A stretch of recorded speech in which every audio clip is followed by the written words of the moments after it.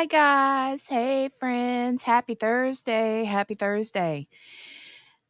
Hey, Lee comes in straight out of the gate. He takes out all the trash and the recycles and puts out all of the snacky snack foods, including the Jif chocolate peanut butter. Thank you, Lee. You're amazing. I appreciate that so much, Lee. It's good to see you. Hope Lenore's feeling better. QB, yeah, make sure you put your DNA all over that thumbs up button. QB loves to remind everyone. She's so good at that. Okay. And then also make sure you do all the other YouTube things. I am not feeling the best today, guys. I'm not going to lie. I feel kind of puny today. I've had an upset belly all day. I don't know. And I'm just kind of laid around and blech. But, kiddo got home from school a while ago, and husband is getting ready to go outside and get some stuff done. He's wanting to try to get the swimming pool closed for winter. So he wants to try to get started on that today. So that means what I'm going to do so that she doesn't like rule the whole roost while I'm in here stuck in my little hole streaming a trial. Whenever I get this trial started, what I'm going to do is go into the StreamYard from either my phone or my laptop so I can be mobile, so to speak. Thank you, QB. You're the best. So that I can be mobile, so to speak. But I'll probably leave my camera off for the most part just because, yeah, kids, home life stuff. I don't normally stream this time of the day. I might be ending this time of the day, but I don't typically stream, or as of the last month, I don't typically stream this late in the evening because we'll be streaming this trial clear up until they're on the West Coast. I'm on the East Coast.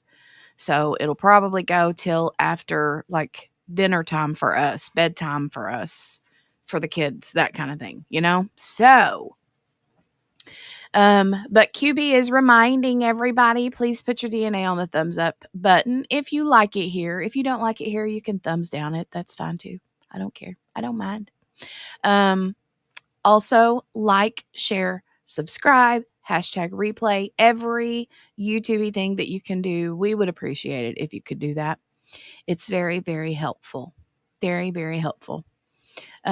We do have memberships. Yes. If you see those cute little fun emotes in the chat, those are memberships emotes. So, if you want to join the membership, you're more than welcome to by clicking that link that QB put in the chat. You can also find it in the description box down below. Let's see. Hey, Henny. Hey, Miss King. Hey, Sherry. Hey, Chaloon. Good to see you, friend. Hey, Spins. Trial TV, hey, stopping by to give a like and a view. Thank you so much. Appreciate that so much. You guys rock. And shout out, if QB hasn't, there it is. I'm going to go over here into the chat and pin this comment. Trial TV Live has a Linktree link that is pinned in the comment at the top of the chat. You guys can click on that and go follow all their stuffs. They're awesome enough to allow us to use their live feed stream. And QB had sent me a message saying that at the beginning of this, there is an interview with Deobra Redden's sister.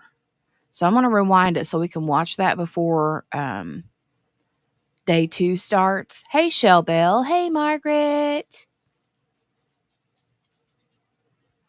Appreciate you, Trial TV, right? I love how you said that too. Appreciate. Usually it's like appreciate. A Mysteria Belly even. I know my phone automatically wants to type Mysteria instead of my. I must have a girlfriend of mine named Brandy on the brain. Her name's Mystria on YouTube. Anyway. Hey, Sherry. Sherry. You know you love it here. Hey, Cherie. Hello, and everyone in chat. Good to see everybody. Thank you, thank you, thank you. Oh, and foster mom? Okay. So, yeah, I don't know. I had an upset belly today. It just kind of, I just felt like poo all day. And I just kind of catnapped off and on today. Ugh. But we're going to watch this. QB's got words. Of course you do, ma'am. She is a hoot, Sherry, right? And it's like that's twice now, 2 or 3 times that I have tried to say the word my, like my belly. I was telling QB, my belly has been upset today. And it automatically auto-corrected to Mysteria belly. And QB's like, oh, no, not your Mysteria belly. Oh, well, anyway.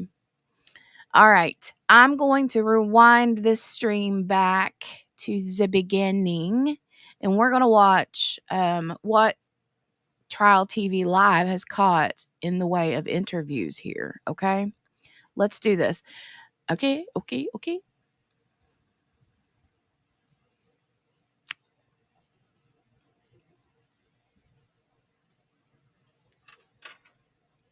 Well, hold on.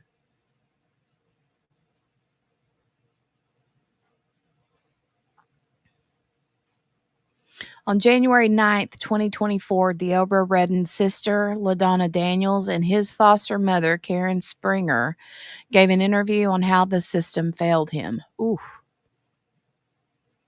Okay.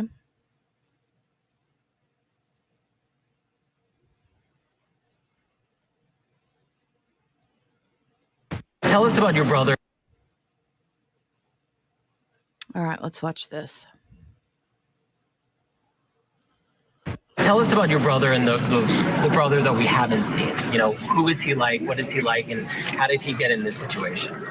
Well, he's basically born with mental illness. He was born with crack cocaine in his system. So his chance in life was taken at birth. Deep inside, he's a good person. He's just not had the opportunity in life to be surrounded by positive people, meaning his own family. I can see that my brother just felt betrayed at the time when he was pleading and saying that he was in a better place, which is different for us all to be in a better place. I mean, when we struggle from mental illness, it's a chemical imbalance. Just as most addicts have chemical imbalances out there who wants to stop using, who can't. It's something that we suffer from. I don't think sending him to prison is going to turn anybody who suffers from a mental illness. They need to be surrounded by healthcare professionals who can treat him and so that he gets the right treatment that he needs. He's been in and out of mental health court, so now he's going to go to prison on this thing. But you were saying to me when we were walking down here, you don't think that that's going to help him in any way? It's not, because the people in prison are trained to, for prisoners. They're not trained for people who suffers from mental illnesses. So he will not get the proper treatment that he needs. This case went internationally viral. How has your family been dealing with that? Well, we've all just been thinking more, of our rights as individuals. And anybody whose mind is not of a normal person should not be judged in a manner of a person who's normal like you and myself.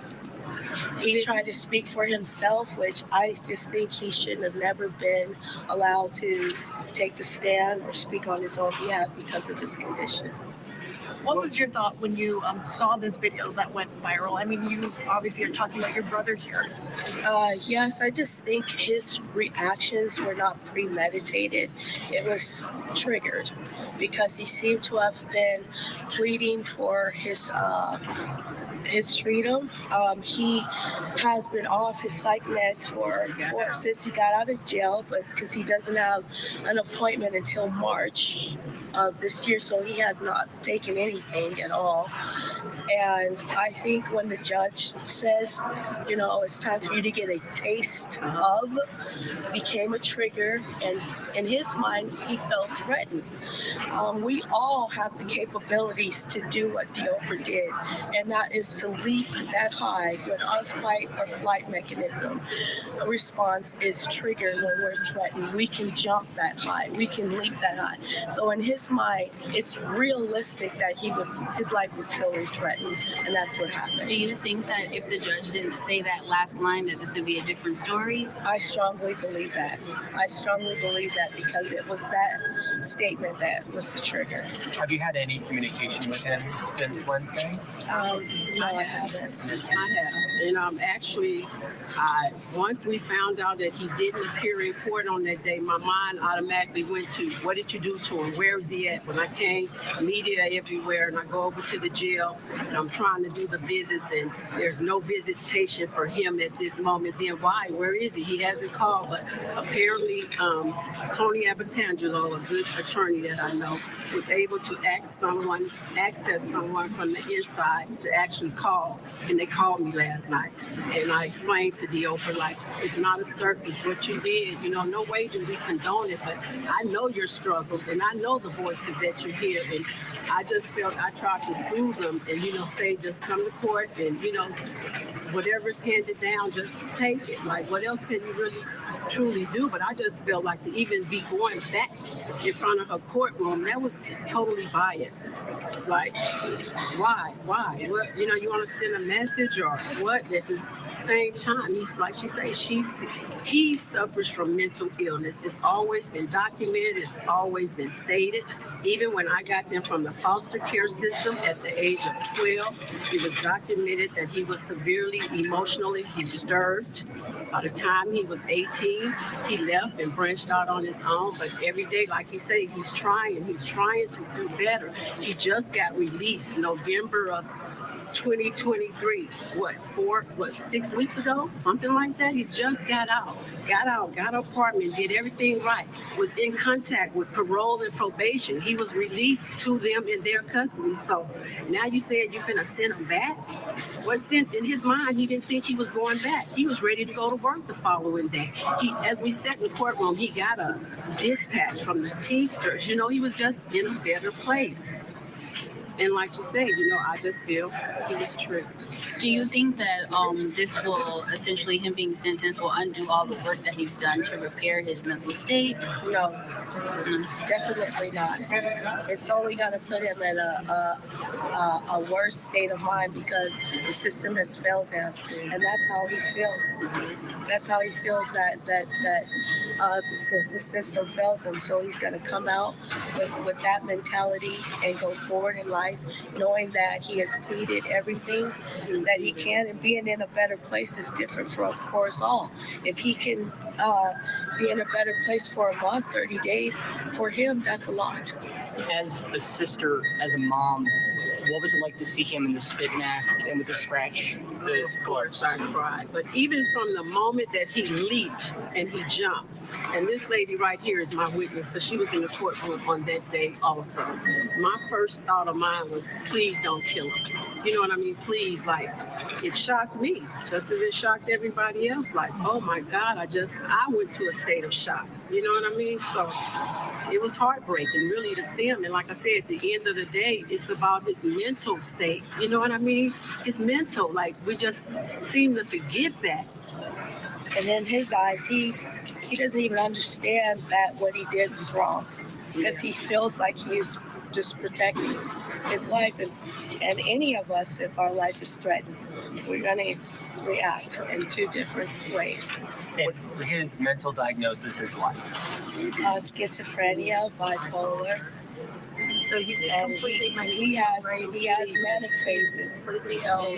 So Even so, the night before he had court, I guess he didn't really sleep because when I picked him up to come to court, I noticed he was in there. I'm like, "Who you talking to, Deobra?" He's like, "Oh, nobody." I say, because as a kid, I used to tell him like, "Don't start with those voices." Like I would kind of soothe him, like, "Get the voices out your head. Come on, it's time to get up. It's time to go to school. It's time to do that," just to keep him focused. But as he got older and he got put on the medication, I seen where he was much calmer because I believe so. They gave him his first dose of medication yesterday while in jail. wow. His first dose, he said he had taken, and I could just tell in his voice that he was calmer and he didn't really realize the magnitude of how, but like, right. And like I say, I don't even feel it's funny, it's a joke, or, you know what I mean? I didn't even That should be realize. overlooked, like the judge said. Like, oh well, He just, he got a history of this. Well, Yeah. it's part of his life. It's who he is. And Miss Karen, you're his foster mother. And how many children have you fostered? I fostered him and his siblings. Actually, four. How did you guys plan on supporting him in his journey now that he will be behind bars? How do you guys plan on I've supporting him always mentally? supported him, and I'm always a phone away. He'll tell you if anybody's number is the same as mine. Whenever he's, trouble or whatever, pick up the phone. And like I say, I'm here to court for support. I actually taken off work. My employer allowed, me to be here because it's all about me supporting him. But, whatever he needs, I'm a phone call away. So, but the main thing is to make sure that he's getting the proper care. Yeah, I plan on helping him understand his mental condition because he doesn't. He doesn't understand what he suffers from. So outside of him suffering from that episode, how would you describe his normal disposition? Oh, he's a sweetheart. He is the sweetest young man. Right. He will lend his arm to help you. somebody. He will give his arm out for sure. As a family, have you guys been discussing what the next steps are looking like? Man, I mean, what you think? I guess tomorrow is another episode? With like I say, he had 4 charges. Now they jumped to 15, 16, like extortion, like really, like I say, no disrespect. We don't condone what he did. As far as they're like, oh, see what he did? No, he didn't do that to the bailiff. The bailiff did that to himself. And if you're not in your right state of mind, is it you or is it the sickness or the illness? You poured yourself up. Wow. So that was really interesting.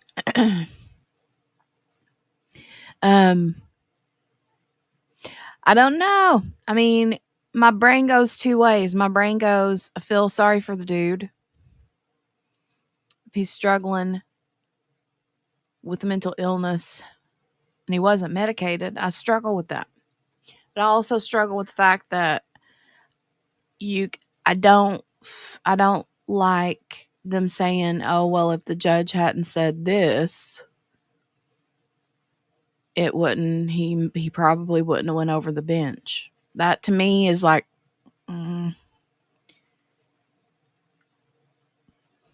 mean, there's plenty of way worse things somebody could have said to him that would have set him off, I don't think it would have mattered. I don't know. I just feel like you can't. She's not responsible for his actions, He's responsible for his actions, but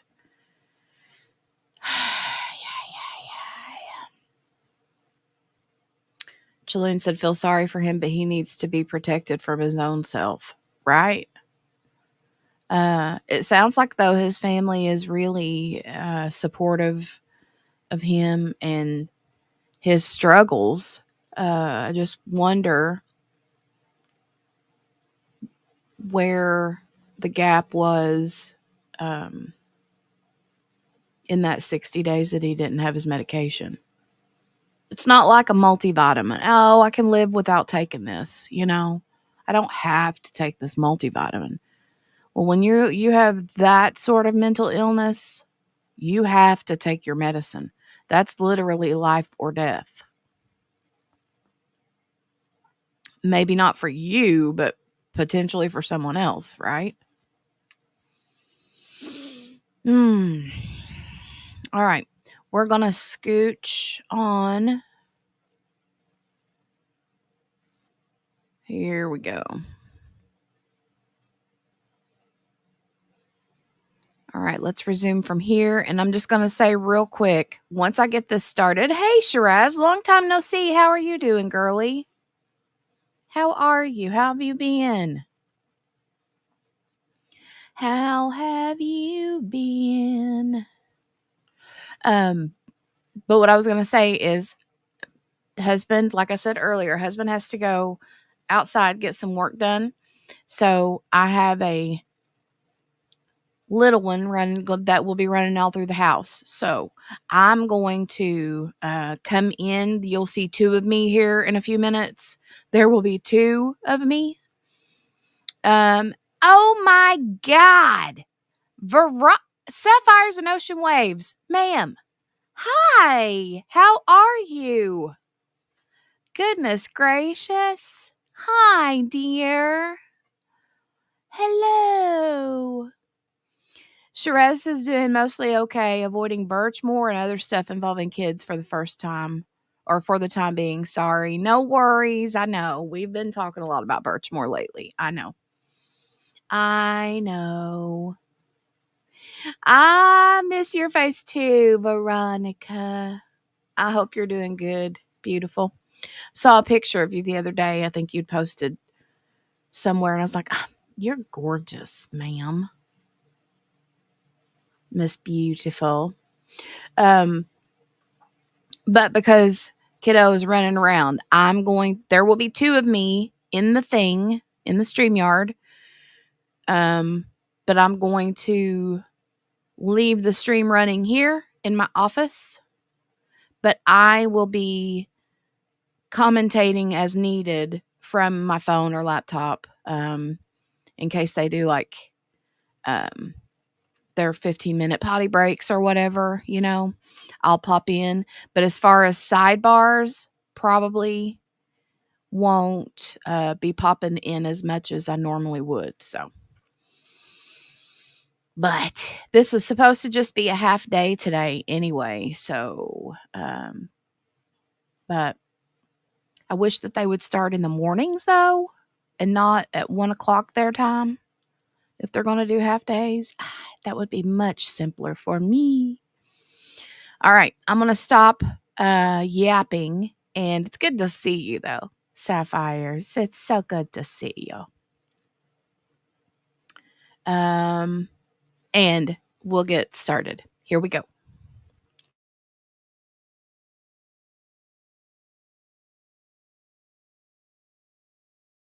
All right. Good afternoon, everyone. Please be seated. All right. It's Mr. Redden. Hi. Okay. We're waiting on a couple of jurors, but is there anything that we need to discuss outside the presence of the jury? Sorry, that was a very friendly hi, wasn't it? He's handsome again today. He's a very handsome fella. And he looks very sharp in his suits. Your Honor, we forgot to put on the record that Mr. Arnold was also stipulating states imposed 62 and 63 yesterday. Okay, is that right, Mr. Arnold? That's correct, Your Honor. Okay, when the jury gets in here, I will go ahead and announce that. Thank you. Anything else? No.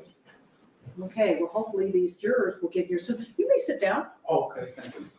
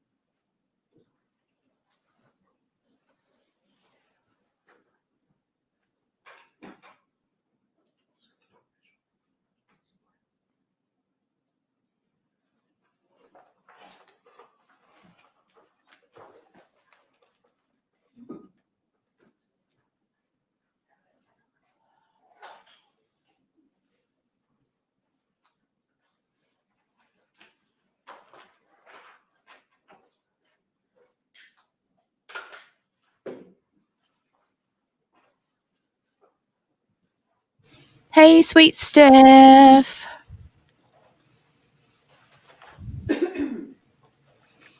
Hi, Steph.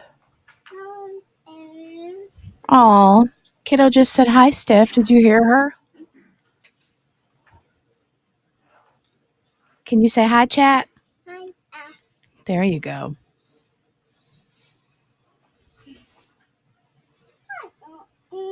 Hi, Poppy.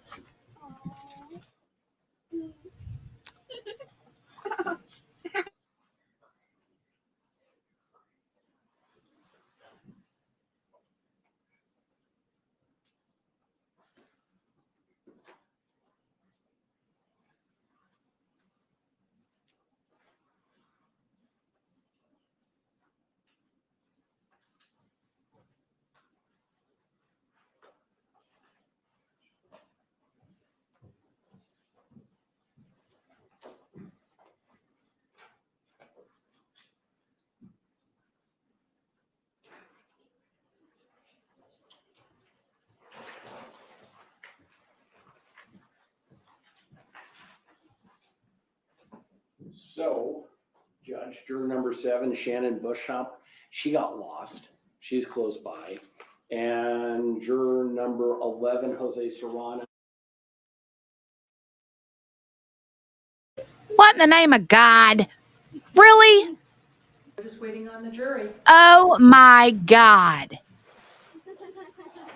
They have zero court streaming etiquette. I could care less if she got lost, Margaret. I just didn't want to know her name.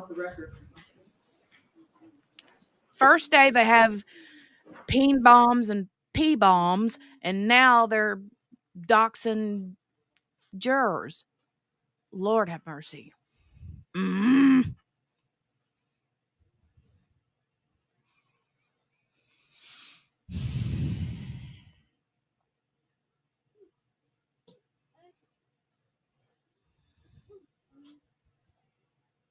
Yeah, I heard they got lost too, but I was like, don't say it. Don't you say it.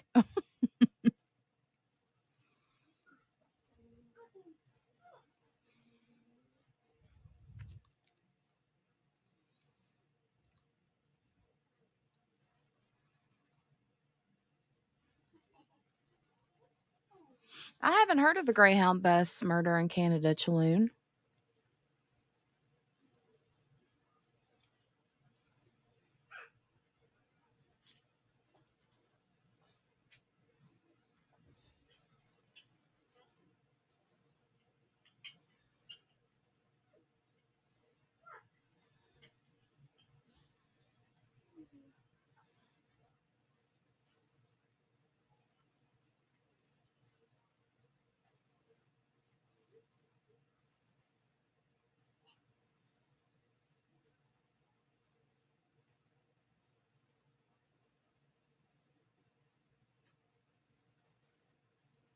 Oh, Shiraz, I don't know if you were answered or not. This is not the same judge he attacked. No.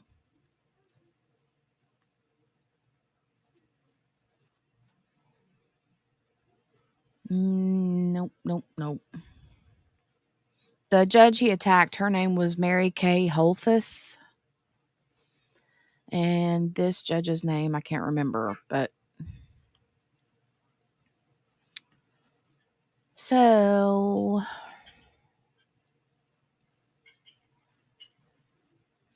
Weird rules, Chaloon, really.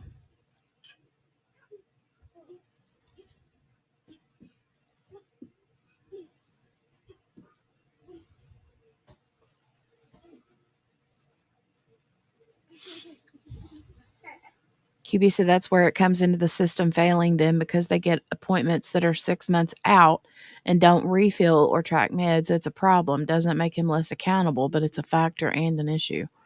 Well, and that's what I'm saying. Whenever, okay, this judge's name is Susan Johnson.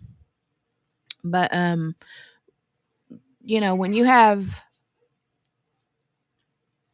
I mean, his medical file is red flagged. I'm sure, because of his mental health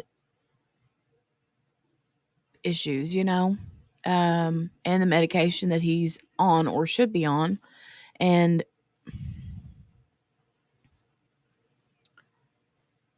I just feel like that gap needs to be bridged, filled in somehow or another, because there was a lot of things that went wrong, apparently.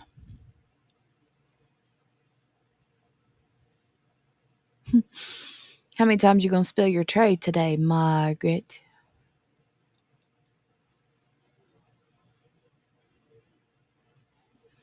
Chaloon, it's a nightmare.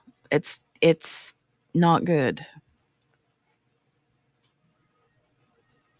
QB said he has a history of courtroom outbursts. Why they didn't secure him is beyond me. Again, not taking away his culpability, but come on. So we're failed on all sides, law enforcement and healthcare, both unable to ensure he takes meds. Everyone around him is at risk, kind of wondering whose civil rights matter. The thing, that you have, it's a whole vicious cycle, whatever you want to call it, right? Because who's to say, he's a grown adult, like his foster mom said at 18, he ventured out on his own. Well, now he's 31 years old. I want to know, was he medicated when he attacked his brother-in-law with an aluminum baseball bat that got him in front of Judge Mary Kay Holthus to begin with? Was he medicated then? Because if he was medicated then and not medicated and he still attacked somebody, it just kind of just, seems to not matter whether he's medicated or not if he just has violent tendencies. Right, Shell Bell, you can't. So for him, apparently, he was without. Like, he couldn't get them filled or whatever for 60 days. And we're not just talking about, like, depression or anxiety medication. This dude was on medication for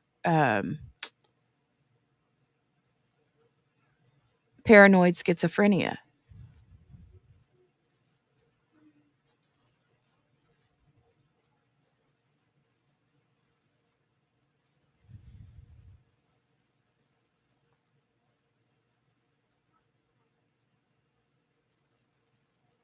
Nobody wants to do anything about the mental health, right?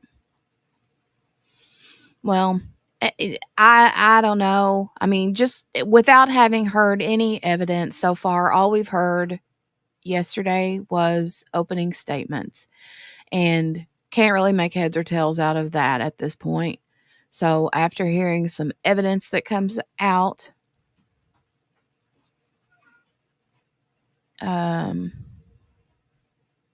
I would love to know. I would love to hear the evidence, but I don't know that it matters. At this point, without knowing anything, I kind of feel like attempted murder is an overcharge, number one. Number two, if he does get found guilty, is the prison system going to be where he needs to be, or does he need to be in a mental hospital that's, state ran? Bipolar and schizophrenic. There you go. Ooh, Shell Bell, right? Old enough to remember when they closed mental hospitals in the 80s. I did my nursing school rotations in them. Whew.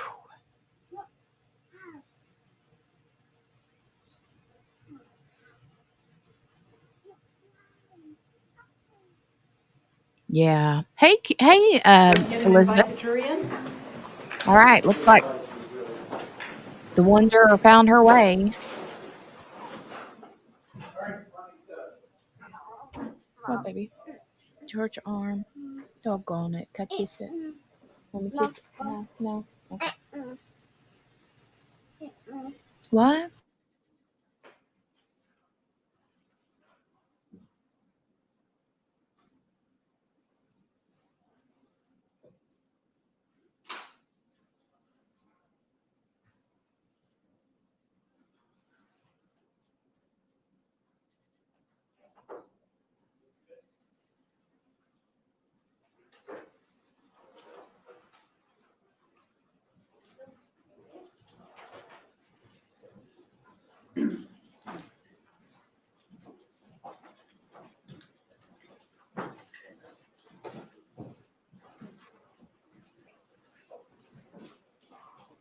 My child is the cutest. She came up to me and she hurt her arm, allegedly, and in her opinion, she hurt her arm.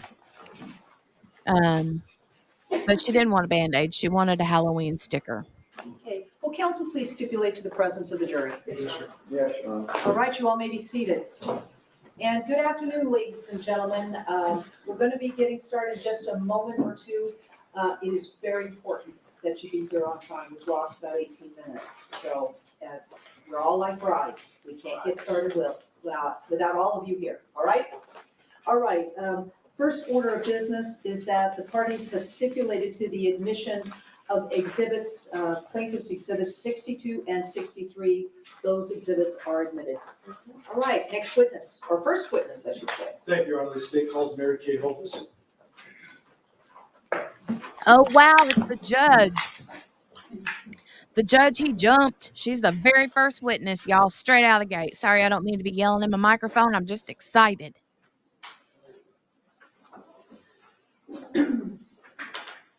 He's rubbing his forehead, his eyebrows. He's like, oh, snap.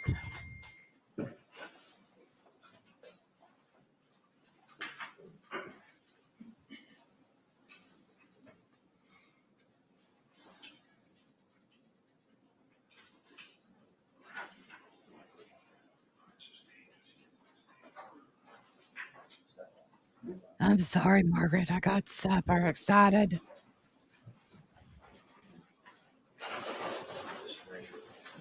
Well, watch him look. He's like, ooh. You do solemnly swear the testimony you're about to give in this action shall be the truth, the whole truth, and nothing but the truth, so help you God. I do. And can you please state and spell your name for the record? Mary Kay Holthus, MaryKayHolthus. Did you get that? She said that really fast. Yes, I got it. Okay. I'm nervous on this side. She said, I'm a little nervous on this side.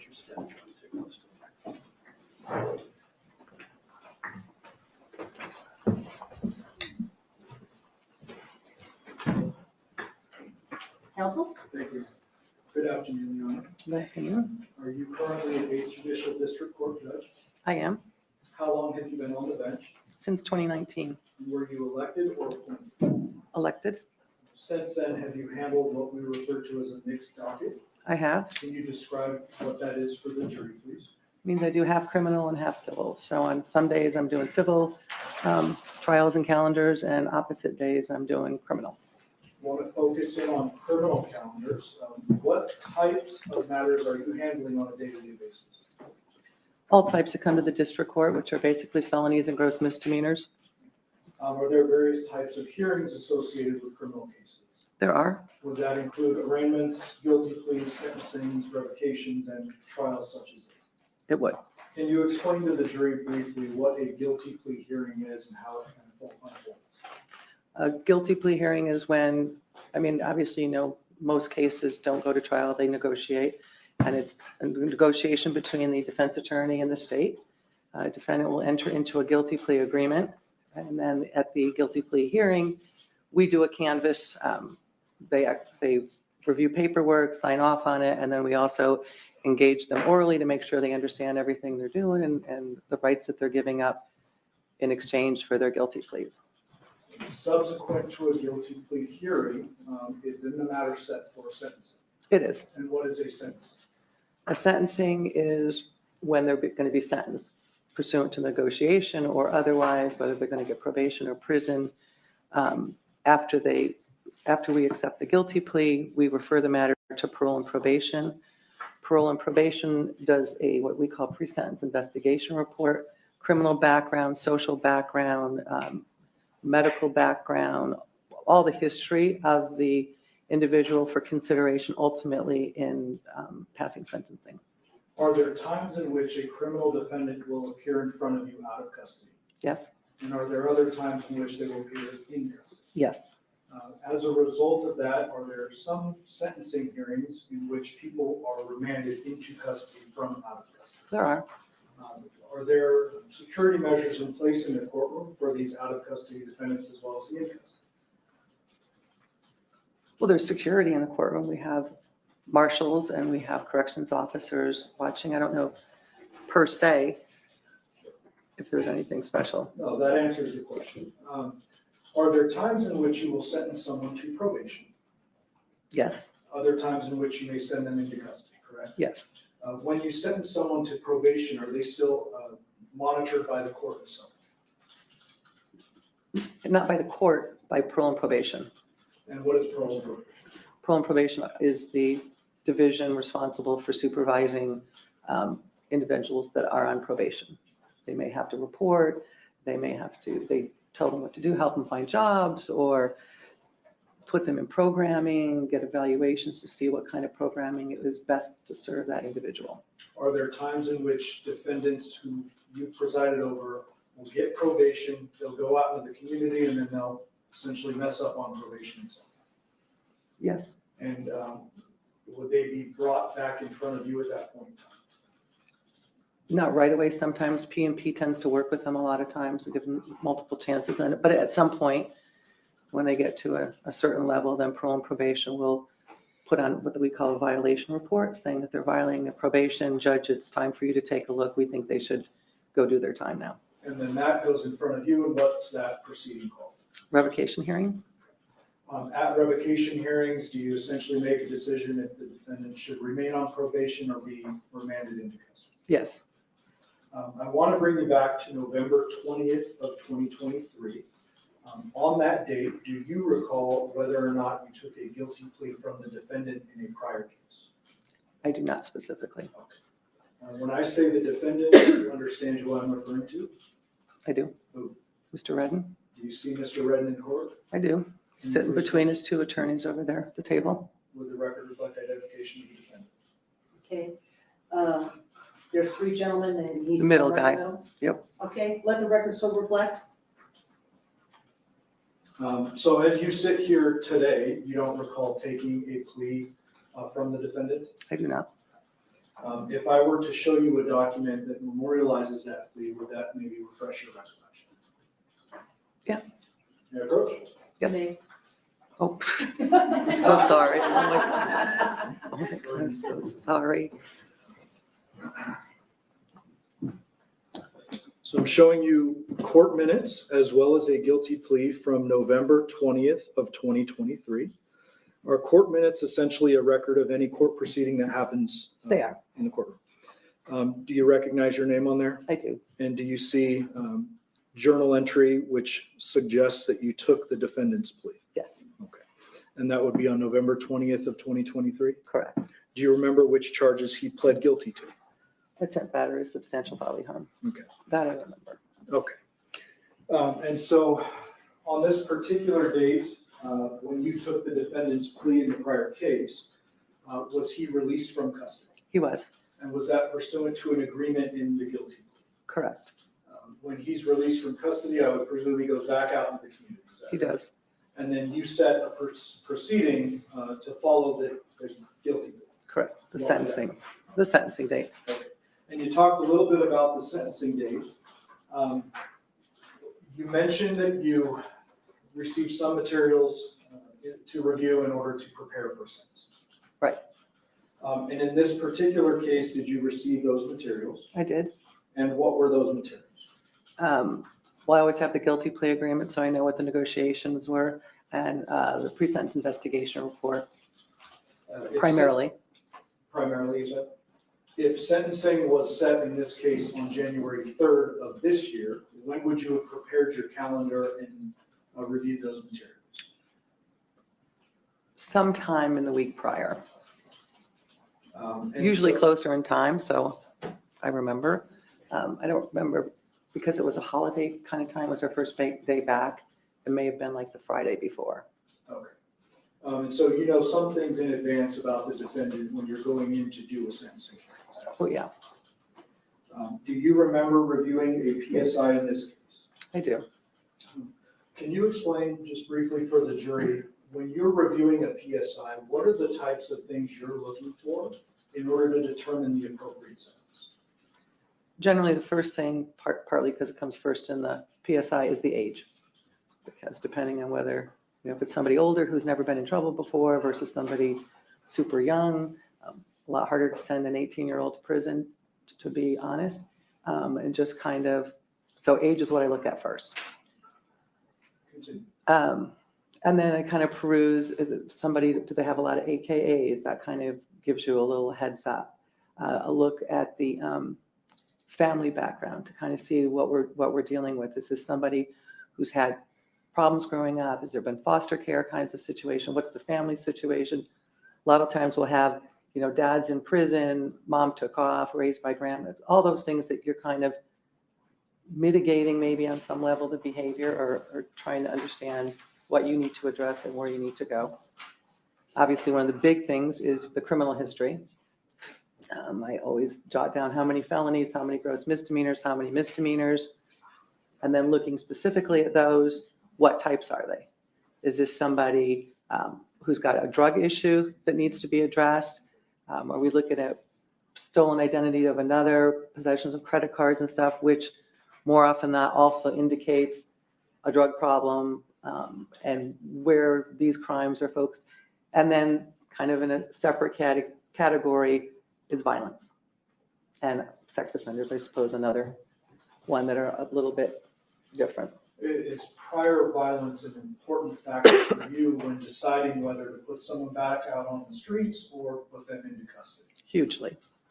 And in this particular case, did you note prior violence in Mr. Redden's history when reviewing his case? I did. As you sit here today, do you have a recollection of any specifics? I know that when I did the PSI, he was about 30 years old, and his first criminal conviction was in 2012, battery domestic violence. So literally, he hit 18 and it's domestic violence on his record. And throughout the remainder, until I saw him again, he averaged one battery domestic violence conviction a year, always. He had 3 felony convictions.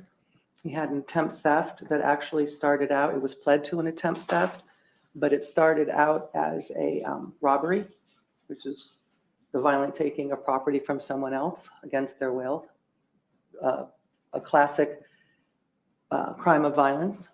He had 2 battery domestic violence felony convictions. You get a felony after you have so many misdemeanors, they start becoming felony.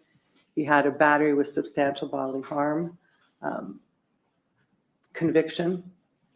He had a gross misdemeanor for malicious destruction of private property, which started out as a attempt home invasion, meaning kicking in someone's home. Again, pled down to the malicious destruction. I believe that was the one I had him on probation for. I didn't recall it, but I've since learned that he was in my department on probation for that. And I ultimately revoked him because of the case that I was seeing him on back at the time of the attack. Okay, so that's a lot of information. I know, sorry. I do that. I appreciate that. Okay, do me a favor, both of you, make sure you let him get his question out before you respond and vice versa. My court reporter is really good at what she does, but she's never mastered the art of taking down 2 people at the same time. Sorry. In addition to criminal history, are you also reviewing the PSI to determine if that individual has had opportunities with probation, services, mental health treatment, and all those types? Absolutely. And in this case, as you perused Mr. Redden's PSI, did you see evidence to suggest that he had had several opportunities with the system when it comes to services? I did. All of the crimes that we see, they're in a chart form, and then next to the chart is kind of what they got, probation, prison, violations and whatnot. And so you can tell that he had probation a number of times, that he had violated a number of times. According to his report, he had gone through mental health court, and multiple sanctions and got in trouble a lot of times, but ultimately was passed through and graduated from the mental health court program according to the PSI 2 times. He definitely had jail terms, and he had been to prison for on 1 term. And so you had mentioned a moment ago, you have since realized that you previously revoked his probation. Correct. I want the record to be clear about that. When you're reviewing his PSI, preparing to sentence him when the incident occurs, you don't recall that information. No, no clue. Fair to say there are hundreds, if not thousands, of criminal defendants who've come in front of you over the years. Yes. And you have since learned that you had previously revoked his probation and sent him to jail. Correct. And I don't know if I sent him to jail. I don't know if he was in custody and he stipulated that he had violated his probation. I mean, he may have been agreeable to it. I don't know any of the facts of that. I just know that I somehow ruled you're revoked. Understood. I want to now move forward to January 3rd of this year. So on that date, you proceed into court for your criminal calendar. Do you remember how many matters you had on that day? I don't.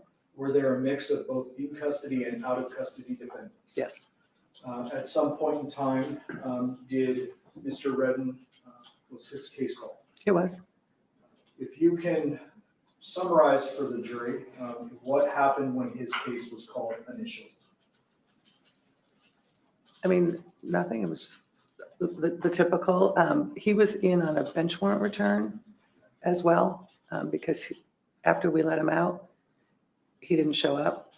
So Mr. Almasi, his attorney, had put him on for a bench warrant return, meaning come into court and ask not to quash the warrant, not to arrest him on it. And so everyone understands he was out of custody on the day of his sentence. He was. He had a bench warrant in that case, but he walked in from the street. Correct.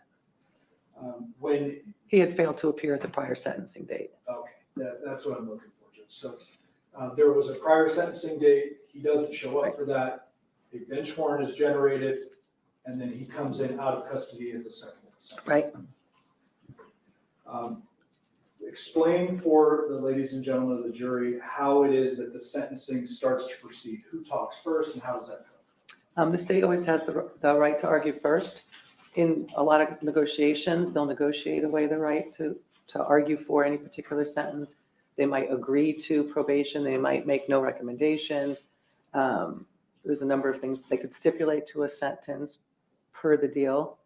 In this case, because the defendant failed to appear, any negotiation previously offered by the state is off the table, and the state, what we call, regains the right to argue. So even if they were agreeing to some other sentence previous, because he failed to appear, they have the right to argue for the sentence. So in this case that occurred, and then I would presume the deputy district attorney that was in court that day would argue the sentence. He did. And he would recommend whatever sentence he deemed appropriate. He did. Ultimately, the decision would have been up to you. It was. After the district attorney argues for their sentence, what happens next? Then I turn to the defendant, Mr. Redden. He goes next. Do you have anything to say to the court before I pronounce sentence? And he was very calm and articulate, and basically he's been doing great. He's at a better place than he ever was before. And, you know, I pointed out your violent history, your failure to appear. And I don't remember whether mental illness came up, but I had said that he had been through mental health court. In his PSI, he had claimed that mental illness wasn't an issue for him. So it's kind of hard to, I didn't know how to reconcile it. But anyway, he had talked about he was going to have a job with the Teamsters and he was going to do all this stuff. Meanwhile, he had no employment history whatsoever, that at least according to the PSI, there was no employment history. So I don't know where he was going, but anyway, he was calm. And he said, Go ahead. I think you should give me probation. He said, and we did have, we talked about his criminal history. And I it's just so much violence and. Let me ask you some very specific Sure. questions. When Mr. Redden was speaking in court, did you observe any signs of impairment? No. Did you observe any signs of mental distress or disease or hallucinations or anything of that nature? Absolutely not. Had you observed something to that effect, would it have been concerning to you? Of course. Are there times in which the court needs to jump in and say, hey, it's not appropriate to proceed today? Absolutely. Here, did you see anything that caused you concern while Mr. Redden spoke? Not at all. After Mr. Redden spoke, who spoke next? Mr. Almasi, And who was that? his attorney, Caesar. And was Mr. Almasi permitted to make a full argument to the court and ask for leniency and whatever he wanted? He was. And did he do so? He did. Now, in a moment, I want to play some video for you. Judge, with the court's permission, we've previously stipulated to 58. May I publish? You may. No. They should, let me see. Well, they should be on already, but maybe the tape is going off. Somebody has. Look at the logo.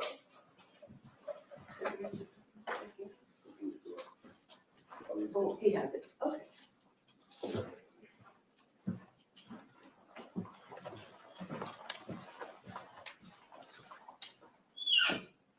Before we get there, Judge,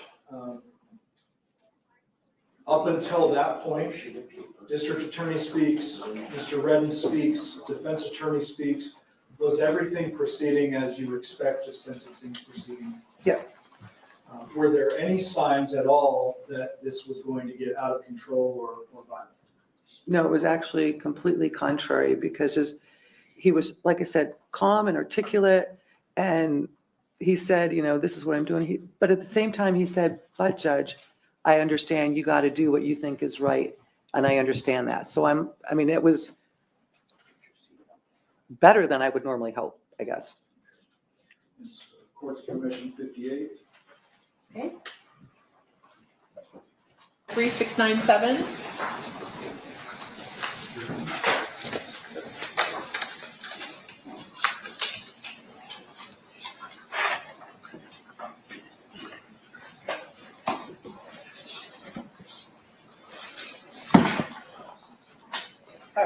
This is time set for entry of judgment, imposition of sentence, or legal cause or reason why judgment should not be pronounced against. Okay, you guys, I'm just putting the trigger warning up to scroll at the bottom because they're getting ready to show this video again. I don't know if they're going to show it all at once or if they're going to break it up into parts and pieces, but this is when the judge that is currently the witness on the stand was the judge during this judge jumping situation. So anyway, it's a little violent. Just be warned. Trigger warning. At this time? No, Judge. The virtue be. 3697. Is that your courtroom on January 3rd of 2024? It is. And is that your current courtroom? It is. As you look around this courtroom, is it set up a little bit differently than yours? It is. The folks that are on the right-hand side of the screen, do you know who they are? Yeah. Who are The they? deputy DAs, Joey Scarborough and Richard Scow.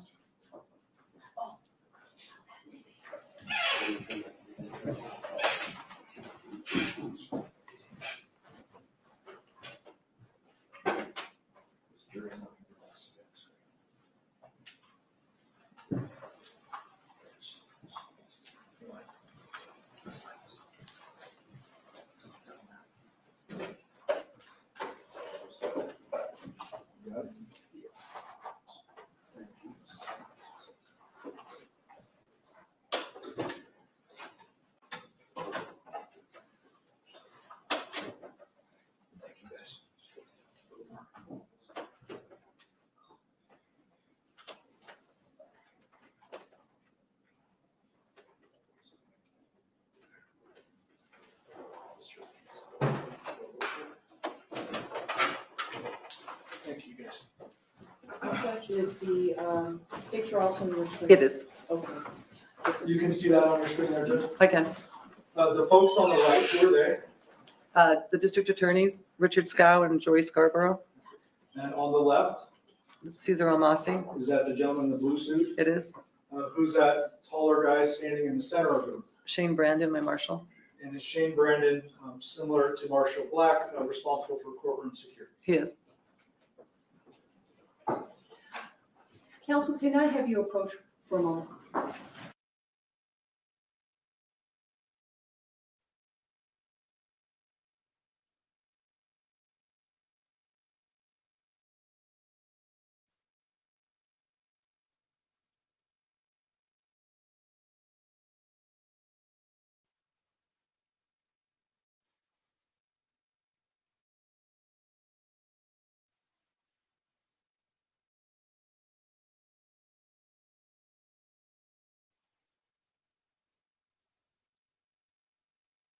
Judge, before we move on with the video, I want to follow up on a question I asked earlier.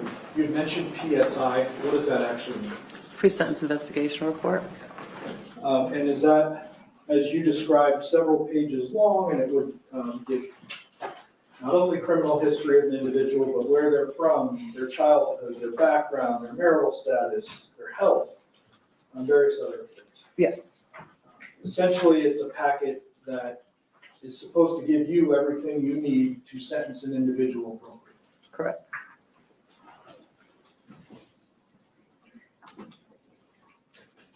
These individuals down here on the left,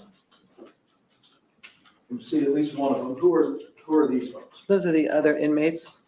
And so they are in your courtroom, they're sitting where our jury is sitting today. Correct. And those are in custody defendants, is that right? Right. When a defendant shows up out of custody, do they sit back in the gallery area here? They do.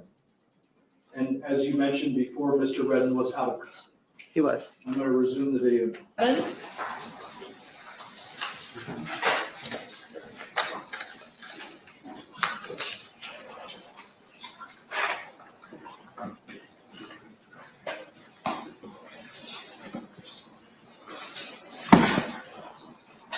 Alright, this is time set for entry of judgment in position of sentence or legal cause or reason why judgment should not be pronounced against you at this time. No, Judge.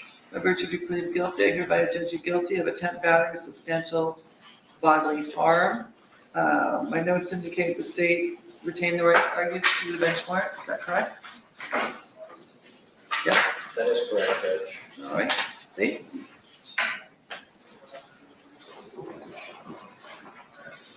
I think based on the criminal history, Judge, they're listed in the PSI.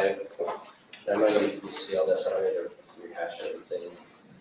My concerns are, there are crimes of violence. Yep. In the PSI, 3 felonies, 1 probation revoked.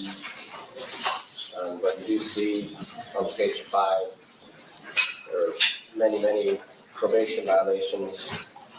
So remands on a probation is probably discharged for. But I am concerned based on the nature of the criminal history, home invasions, batteries, battery domestic violence, assault with a deadly weapon in this case that led to an attempt battery substantial. I think felony is appropriate, and I think a prison term would be appropriate. Is there any restitution or victim impact? No, Judge, not really today, so.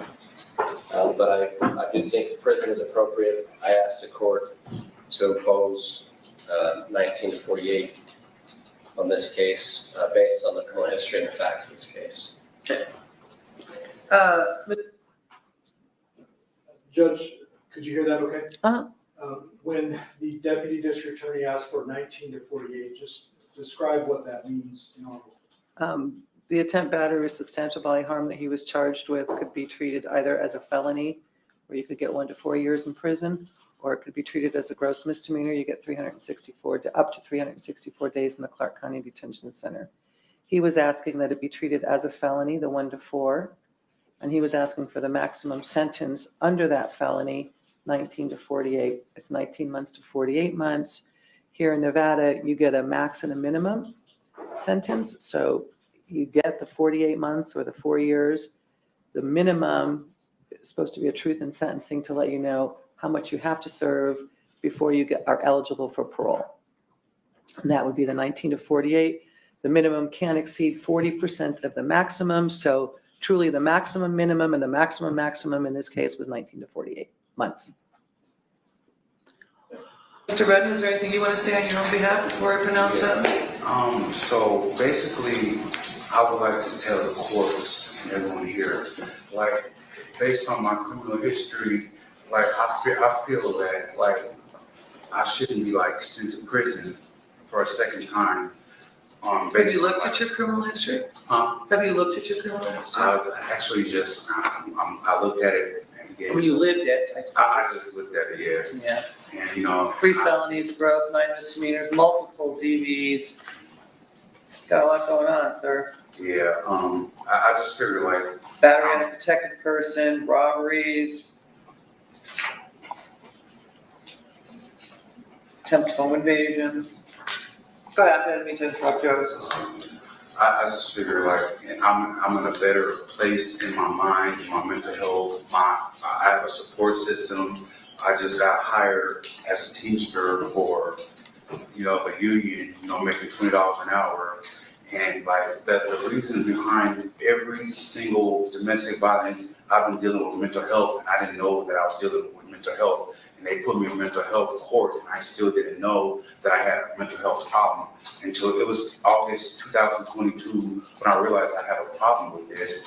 And like having a dictionary and like understanding myself, getting to know myself a little better, and applying it to my personality, and having an epiphany at that moment in those instances, and just like trying to learn from my mistakes, you know.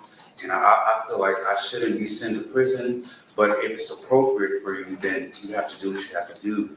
But I figure that, you know, if I'm in a better place in my life, I'm not doing drugs, I'm not out there committing crimes now, you know, and I feel like I should be given a shot because I'm in a better place than I was then, you know. So, but that's, I'm a person who never stops trying to do the right thing, no matter how hard it is. And I just, you know, and I'm trying, and I never give up trying to do the right thing. I know I'm not a rebellious person. I don't want to be standing there. I want you to have to, you know, sit up here and waste your time as well, you know? But the criteria of me saying this is that I'm a person that never stops trying to do the right things, even if it's hard. And I did the best I could. I have mental problems, I guess. Thank you.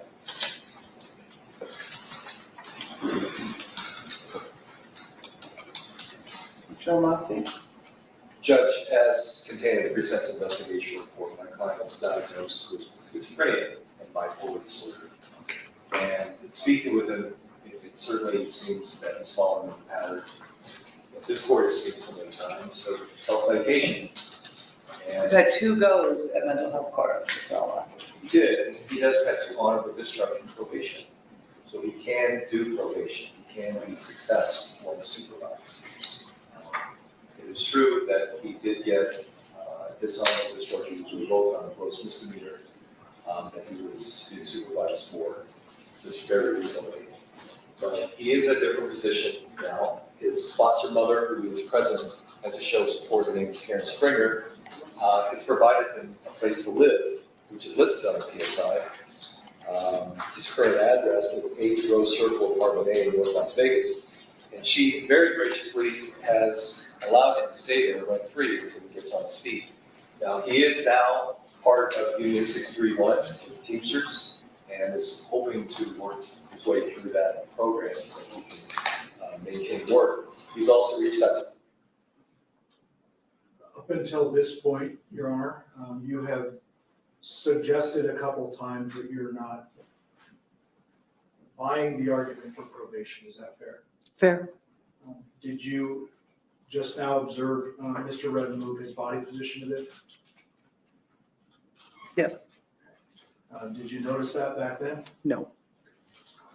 Shannon West for any job prospects that are available. You seeing that now? I am. Hey, Donnie, not Wahlberg. You are a girl. I love it. Thanks for popping back in today. I hope you're having a good day. Hope you're having a good day. And you're beautiful, miss. Look at that pretty face. All right, let's get back to it. Let's get back to it. Is it He's getting ready to lose common it for here a any judge second. and her marshal to have a bit of an unspoken language that goes on when you're sentencing? Yes, You work closely with your marshal, very. and those cues that you've given in court, do they have a bit of a purpose? They do. What is that? So he can get ready for a remand. And a remand means putting cuffs on someone. Taking somebody out of custody and putting him in custody. I'm going to resume the video. To and through them. Finally, Judge, it's not just his mental health that he's been contending with, but he also has a history of IEP in his education. And at 30 years old, he does not have a high school degree. And so we spoke about that as well, and I think it's high time that he did that. I think the court can trust that he is going to perform well on probation. I think he's worth this risk. The court wants the 19 to 48 days suggested by the VA. I would have no issue with that, but to suspend it rather than just send him to prison for any length of time. I think it makes more sense given the circumstances and his ability to do probation successfully that he be given this opportunity. I appreciate that, but I think it's time that he get a taste of something else because I just can't get that history. In accordance with the laws of the state of Nevada.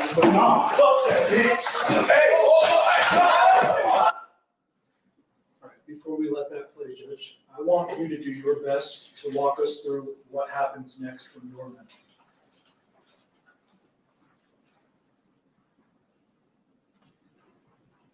I remember him coming at me and really didn't think that he would ever make contact. And then I just remember it was like a crash sound. I just remember smashing into the wall. I went down, my glasses went up. I smashed into the wall. He was on me. And then I was being pulled down. I was being hit, and I don't know where and by what. I had closed my eyes. I was trying to protect my face and my head. He had me by the hair, and I was still getting hit in the head.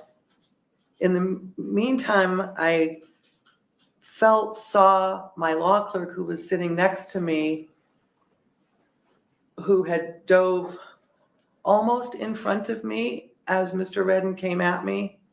And he was on top trying to pry the defendant off me. By this point, I had pulled down. I was kind of laying down like in the back of the bench. I had gone my head from this side to this side. And I just remember saying, help, help, somebody get him off. I mean, in my head, I was completely defenseless.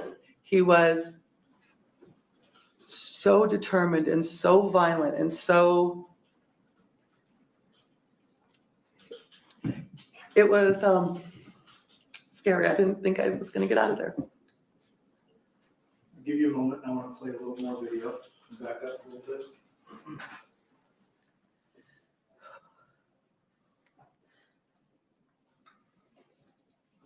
Yeah, fuck that bitch. Hey,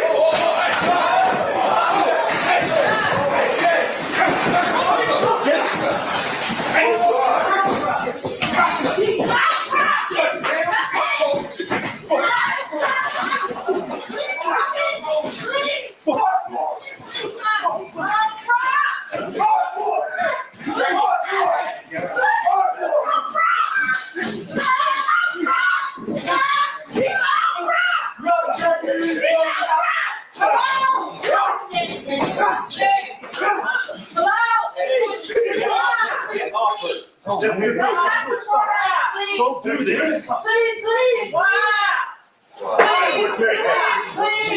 Is she okay? Why are you doing that?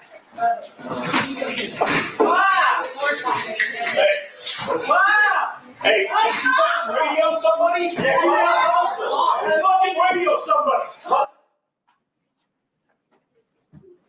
Can you do your best to describe the level of force he used when you were under the bench and we can't see in the video? The level of force he used the entire time was superhuman. I don't know. From the time he came through the air and smashed into me, he knocked me literally almost through the wall, out of my chair. He knocked me so hard, he knocked me out of my shoes. You know, when you see a car accident and people get hit so hard by a car, their shoes come off. I mean, that's how hard he hit me. And when I was down there, it didn't get less. We saw there a couple of individuals jump in, one of them being your law clerk. Yes. Well, Oh my gosh, Donnie, were you in here yesterday when we watched the opening statements? Because literally they read in the documents, like in his charges, it said Superman style. I lost it. Hi, Tim Deneen. Good to see you. Shock collar. Yeah. He seems to be being very well behaved currently, but when he came walking in through the door a while ago, when they first brought him into the courtroom, he did not appear to be. I don't know if he's got ankle shackles on or like stun cuffs or what, but hopefully something. But I feel bad for that judge, listening to her tell the story when she said that she wasn't sure she was going to make it up out of there. Ugh.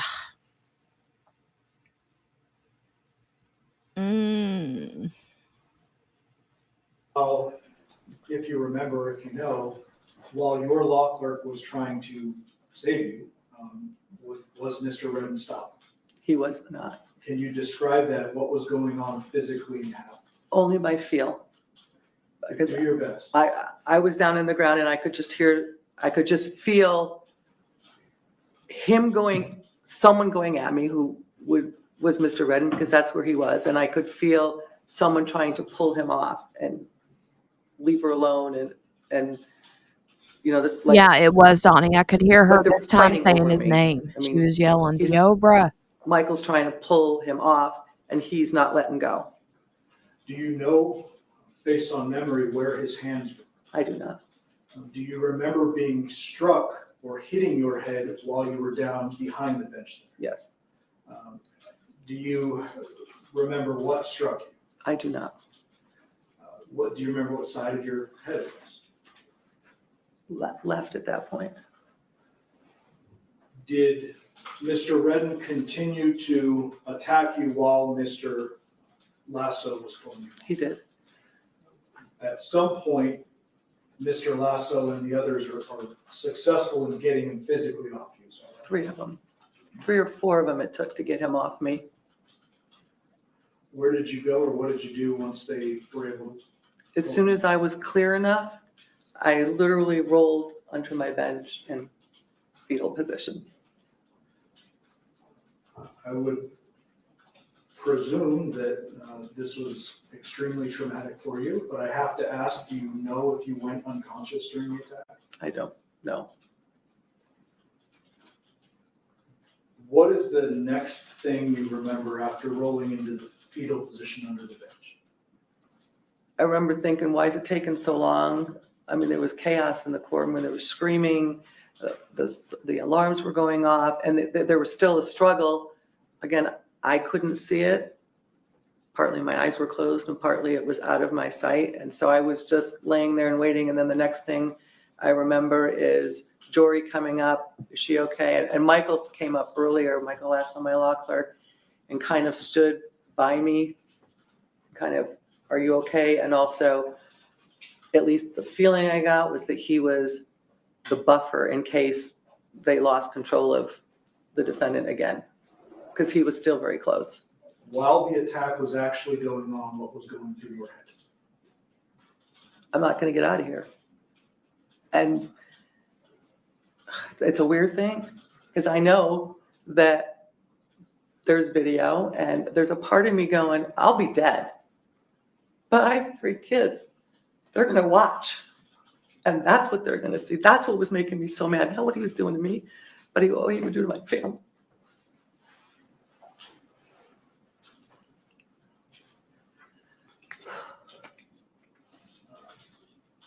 Okay. Take your time. So alarms are going off, lots of physical chaos going on. Did you look around? Or eventually were you able to get up and look around the courtroom? Yeah. What do you recall seeing then?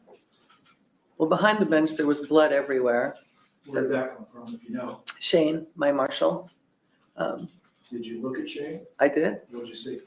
Shane, his forehead was literally sliced open, and the skin had been just flapping as he was trying to protect me, even though he was hurt. Yeah, I but keep he was watching getting his blood all facial over the bench. expressions. Shiraz. There was clumps of my hair on the floor. Oh my God. The calendar papers were all covered in blood. Eventually is what I'll call the scene. Is You're it right, all Donnie. secured It did. and Mr. Redden taken away? Yes. It did feel like a Zoom long the time. video here for a moment.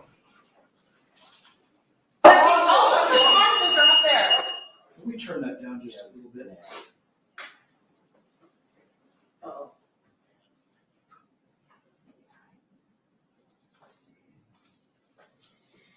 Oh my God.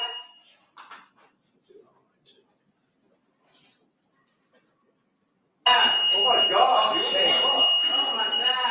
You okay? Oh my gosh, dude. This fucking is insane. No, come on.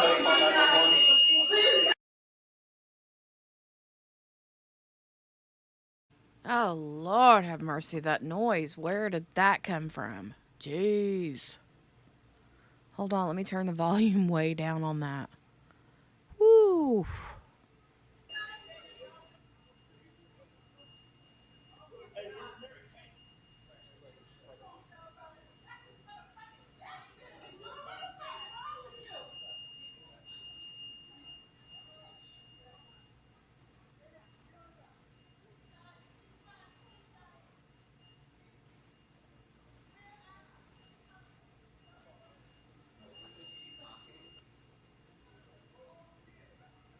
Oh my God, that buzzing sound. Ooh, is horrible.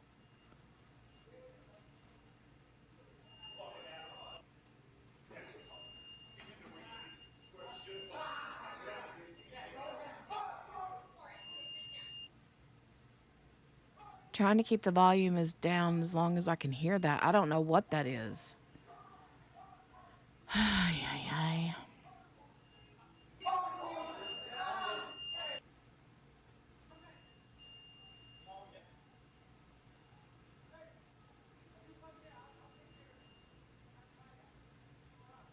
Lord, Lord, Lord.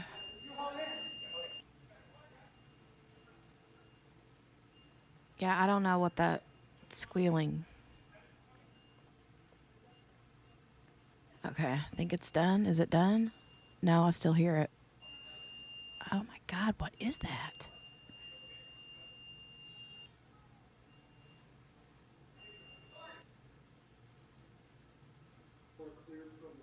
Okay, I think it's done now. Lord have mercy. Police department detectives come down and document the scene. I don't know who documented the scene. By then we were in the back. AMR came Oof. and That puts medical was chills clearing down my everybody and taking spine. Shane out and stuff. Eventually, you give a recorded statement like any witness to a crime or a victim of a crime. I did. And can you describe for the ladies and gentlemen of the jury the injuries you sustained, if any. Oh, thank you guys.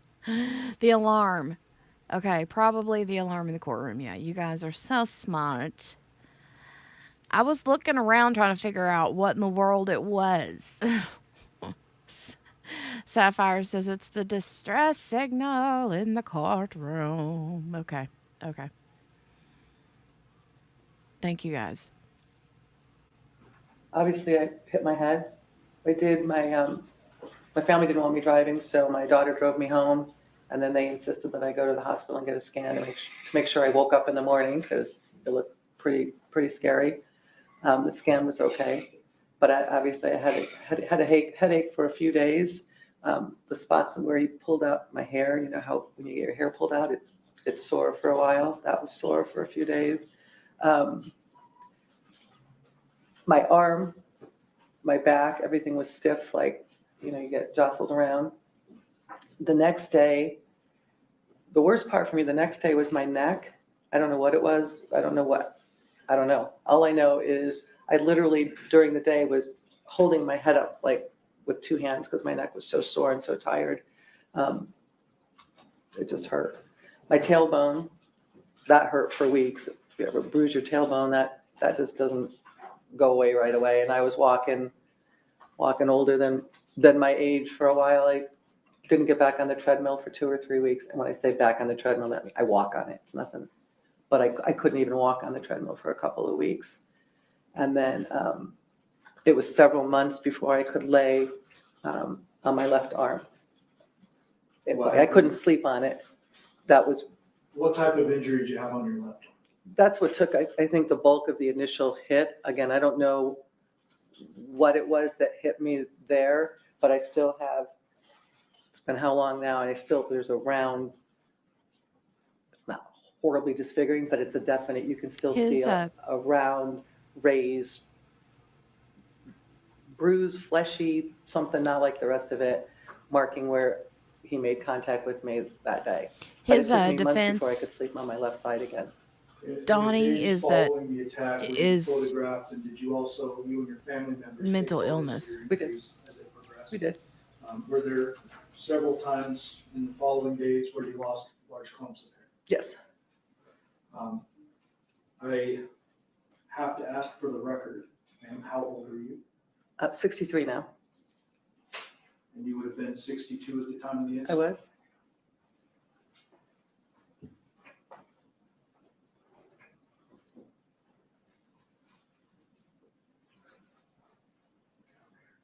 All right, thank you very much. I'll pass it over to Judge. Okay, Cross. Good afternoon, Your Honor. Good afternoon, Mr. Arnold. Your Honor, isn't it true that you didn't have any bruises as a result of this attack? No. And I'm sorry, I didn't catch that. What was your answer? No. And isn't it true, Your Honor, that you didn't suffer any bleeding as a result of this attack? That's true. And isn't it true that you had no broken bones as a result of this attack? That's also true. And in regards to your neck, you didn't have any bruising on your neck. Isn't that true? True. Isn't it true that you didn't know how many times, if any, that Mr. Redden hit you with a fist? True. In fact, you don't know for sure if Mr. Redden hit you with a fist or if you were kneed or anything like that. True. After the obvious initial. Correct. And let's make that clear for the record. So when you say after the obvious initial, I'm not talking about the leap, but when you're actually on the floor, you don't know if you're being struck by Mr. Redden with his feet, his fists, or anything like that. Correct. Just that I'm being hit. Just that you were being hit. And were you covered up? Was your face covered up at the time? Right, Shiraz. I'm going to assume so. I mean, prior to him jumping over the bench, you didn't see him with anything in his hand? No. And you didn't see during the attack him having anything in his hand? Oh, Chaloon, honey, his opening statement was You know, awful. you're asking it in the negative, the last two questions, Mr. Arnold. And I'm Yesterday, afraid that we it'll come had the across in opening statements. transcript as a double negative. Could you re-ask those questions? I just want to make sure you're getting the meaning that you want. Yes, Your Honor. So isn't it true that you didn't see anything in his hand? Yes. And isn't it true that during the attack, when you're on the floor, you didn't see anything in his hand that he was attacking you with? Also true.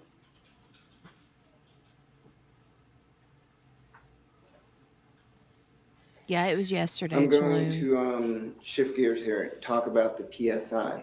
In regards to the PSI, you reviewed it. I did. And If you go back yesterday, Chaloon, and watch the opening statements for day one, you'll have to scroll quite a bit to kind of get through all of the cafe chat because we were waiting and waiting and waiting. We thought that they were supposed to start at a certain time, and they were, but they didn't have all their jurors seated, so we were waiting on that. But if you scroll through, then you find where you actually see movement happening in the courtroom from yesterday's stream.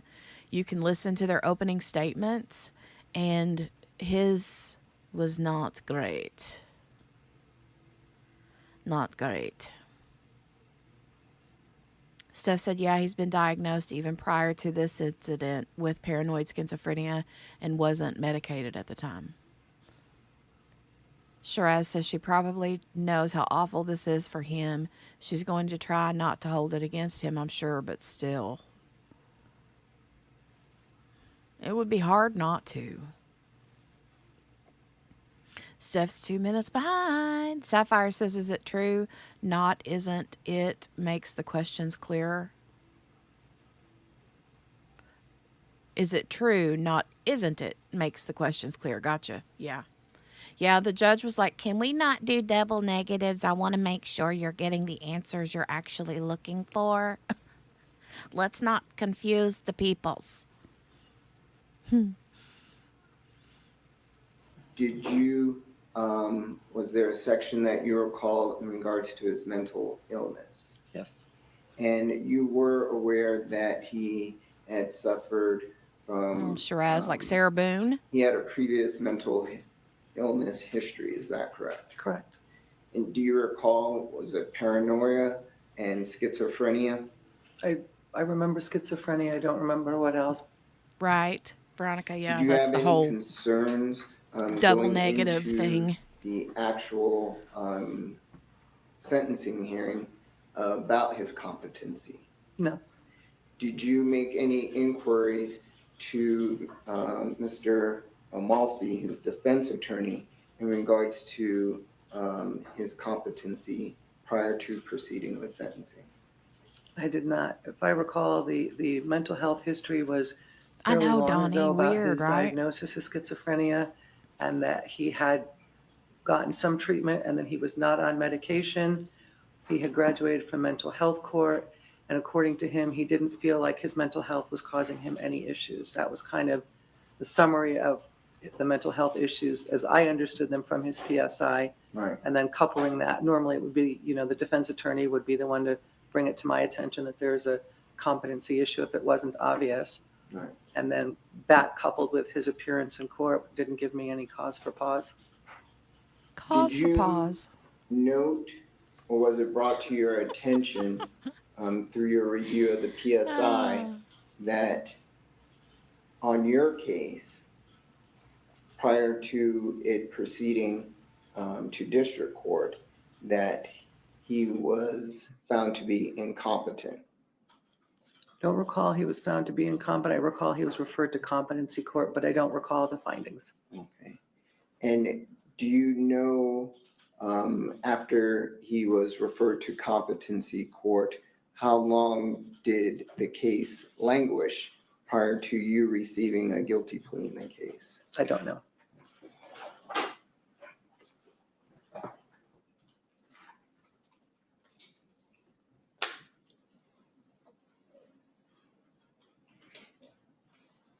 And again, you weren't aware or made aware by anyone that he was supposed to be on medication at the time I of was his not. sentencing. I was not.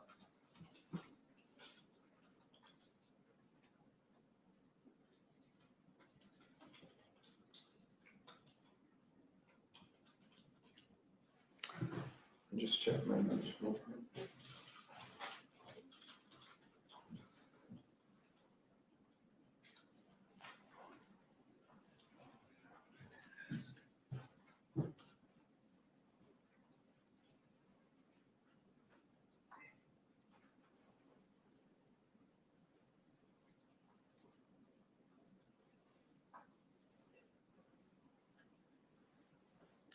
Was he saying anything to you that you recall when he was on top of you?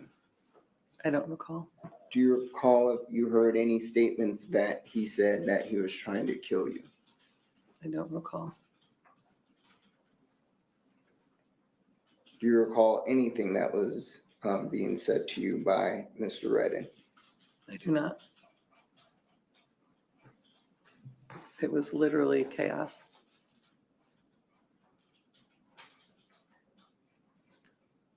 And again, all the blows that you said that you felt to your head, you don't know who gave those blows, number one. Is that correct? I mean, you're assuming that it was Mr. Michael Redden. Jury and Richard literally were pulling him off me, saving my life. Okay. But for them, I'm not here. But no, I guess theoretically, my law clerk could have punched me in the head. Well, you said that you experienced blows to your head. Is that correct? And so again, there was a huge scuffle and they're trying to get him off of you. True. And so you don't know what part of anyone's body that actually landed on your head that could have caused injury. Eventually, but initially he was the only one near there. Right. That could have, yes. And do you recall also that when you gave your voluntary statement that you stated that you were only struck in the head once? I don't recall. If I said that, I do. Okay. And I don't think I've ever said there was the initial and then there was a second.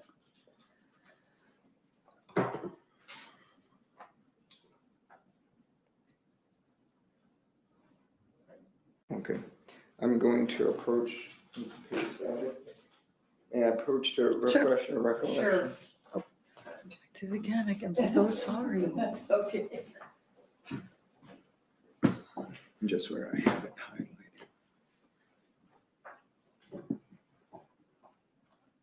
Where you have started me? Yeah, just read in between that. You want me to read it to you? No, just read it and refresh your recollection. You know that you're up. And I'll ask questions. Can I keep that? Yeah, if you want. There you go. Okay. And so based upon your review of the voluntary statement, do you recall how you were hit?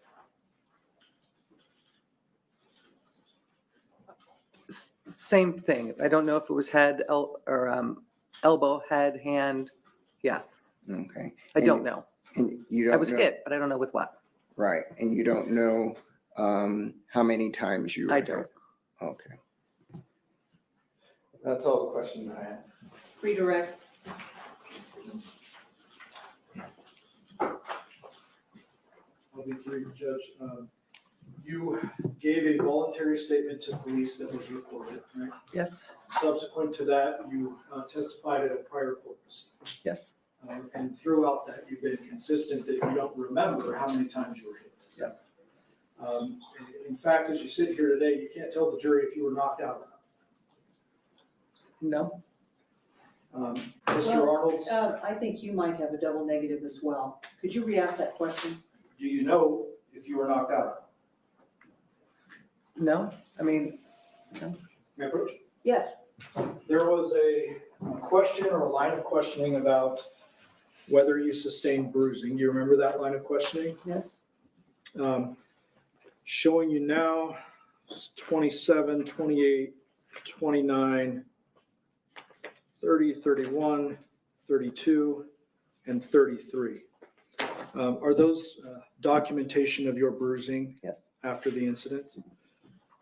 And these will be available to the jury. These are already admitted, Judge, so these will be available to the jury. I'm not going to put them up on the record.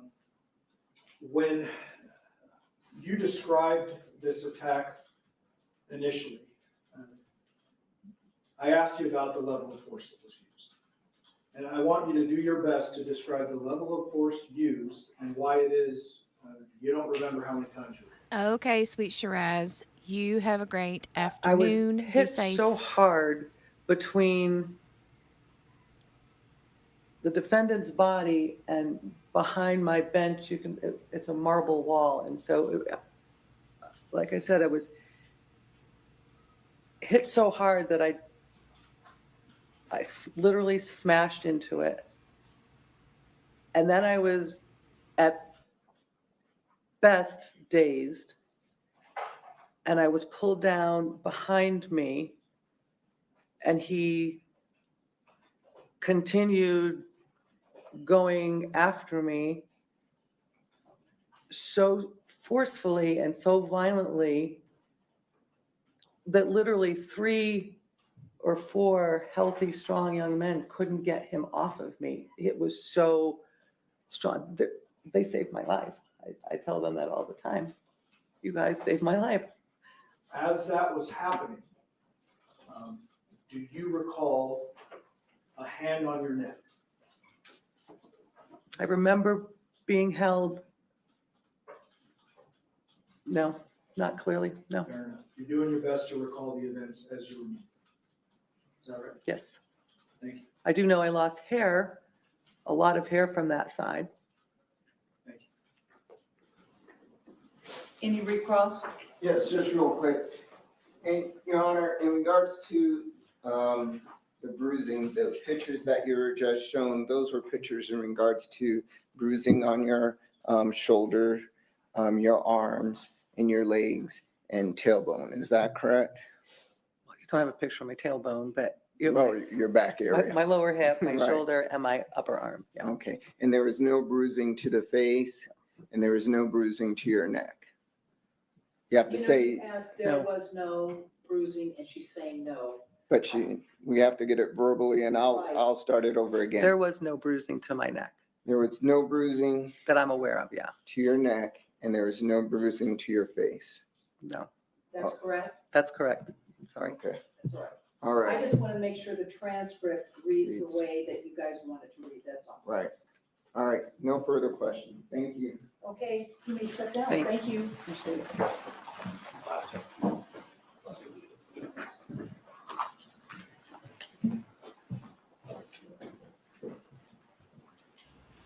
The good next hair witness, comment, right? State calls Michael She has Lasso. great Yeah, hair. Sure. Great hair.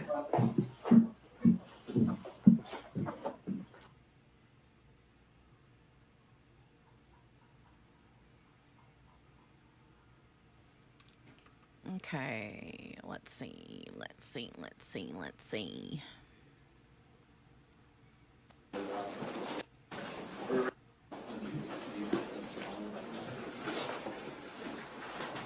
We're ready for the witness. Yes.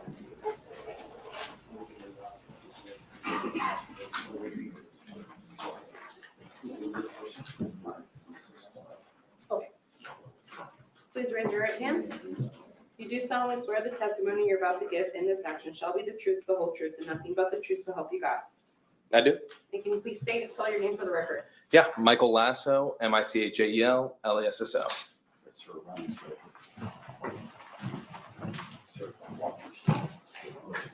Thank you, witness.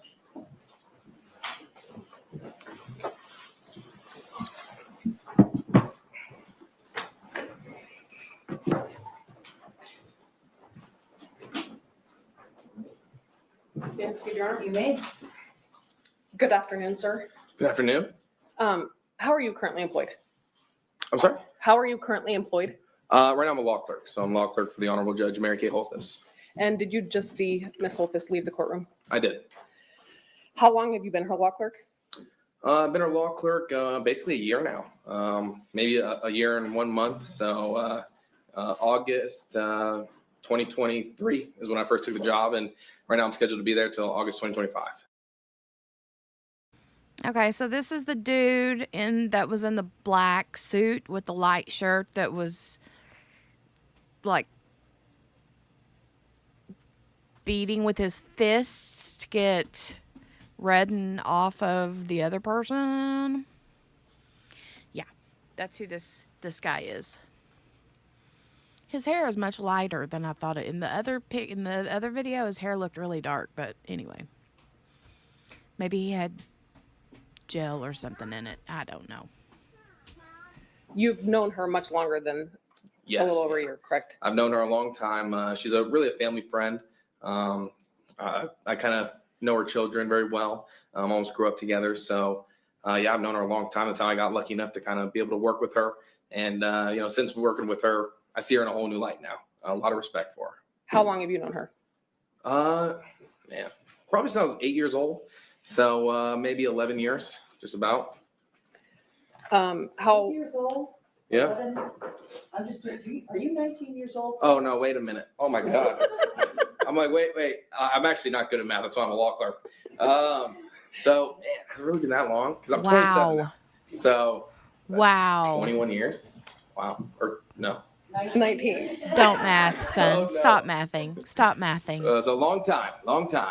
Dude. Okay, so you've known her for 19 years. Yeah. I was like, wait a minute. Are you 19? The judge was like, wait, what? I mean, yeah, you got a baby face, but you're not 19, dude. That's why he's a law clerk, because he can't math. He can't math.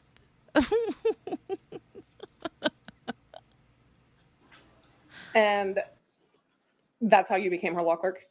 Yeah, pretty much. That's how I became her law clerk. I guess I got a good recommendation, so I was able to get the job. What does a law clerk do?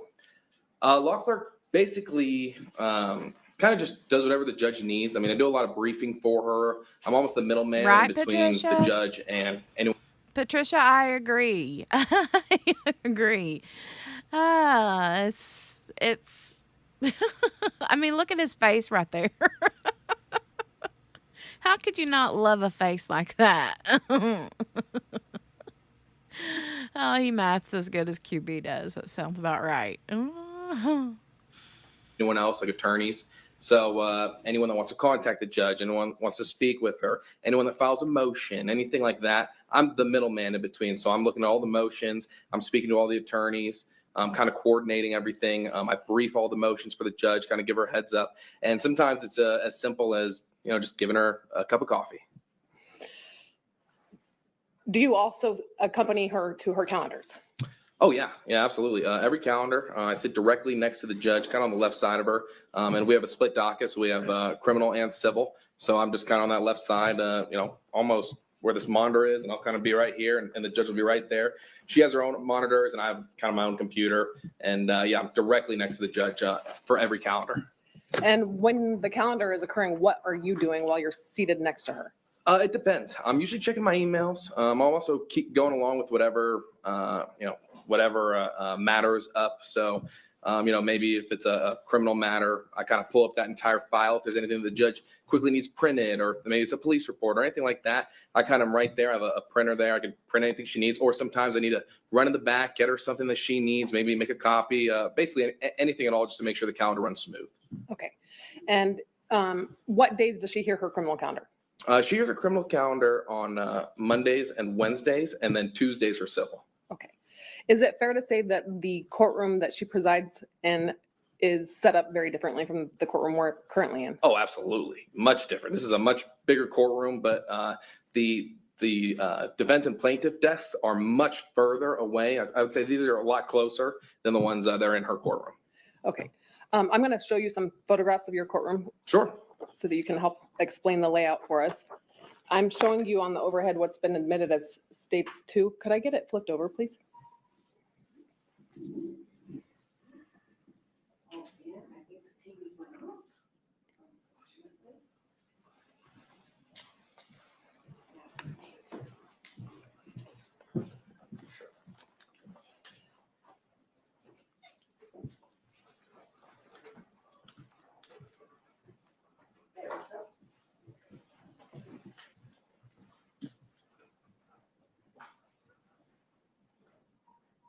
Actually, you might take away, I think the light is hitting. Your Honor, I can't see yet, sorry. I couldn't see the monitor, was taking a minute to turn on. You can pull up the lamps. Yeah, pull up the lamps, just a tad. I might turn them off. There we go. There it goes. Okay, Mr. Lasso, this is State's Exhibit 2, for the record. These tables right here that we see, who typically stands right there So usually the defense. during a calendar? Yeah, usually the defense stays there, and then on the other side, that opposite desk is where the DA or the state, whoever's representing the state that day, maybe it's an AG, will be sitting over there. And then, You know, we do have a mouse there. Oh, perfect. Yeah. Okay, where did the defense sit?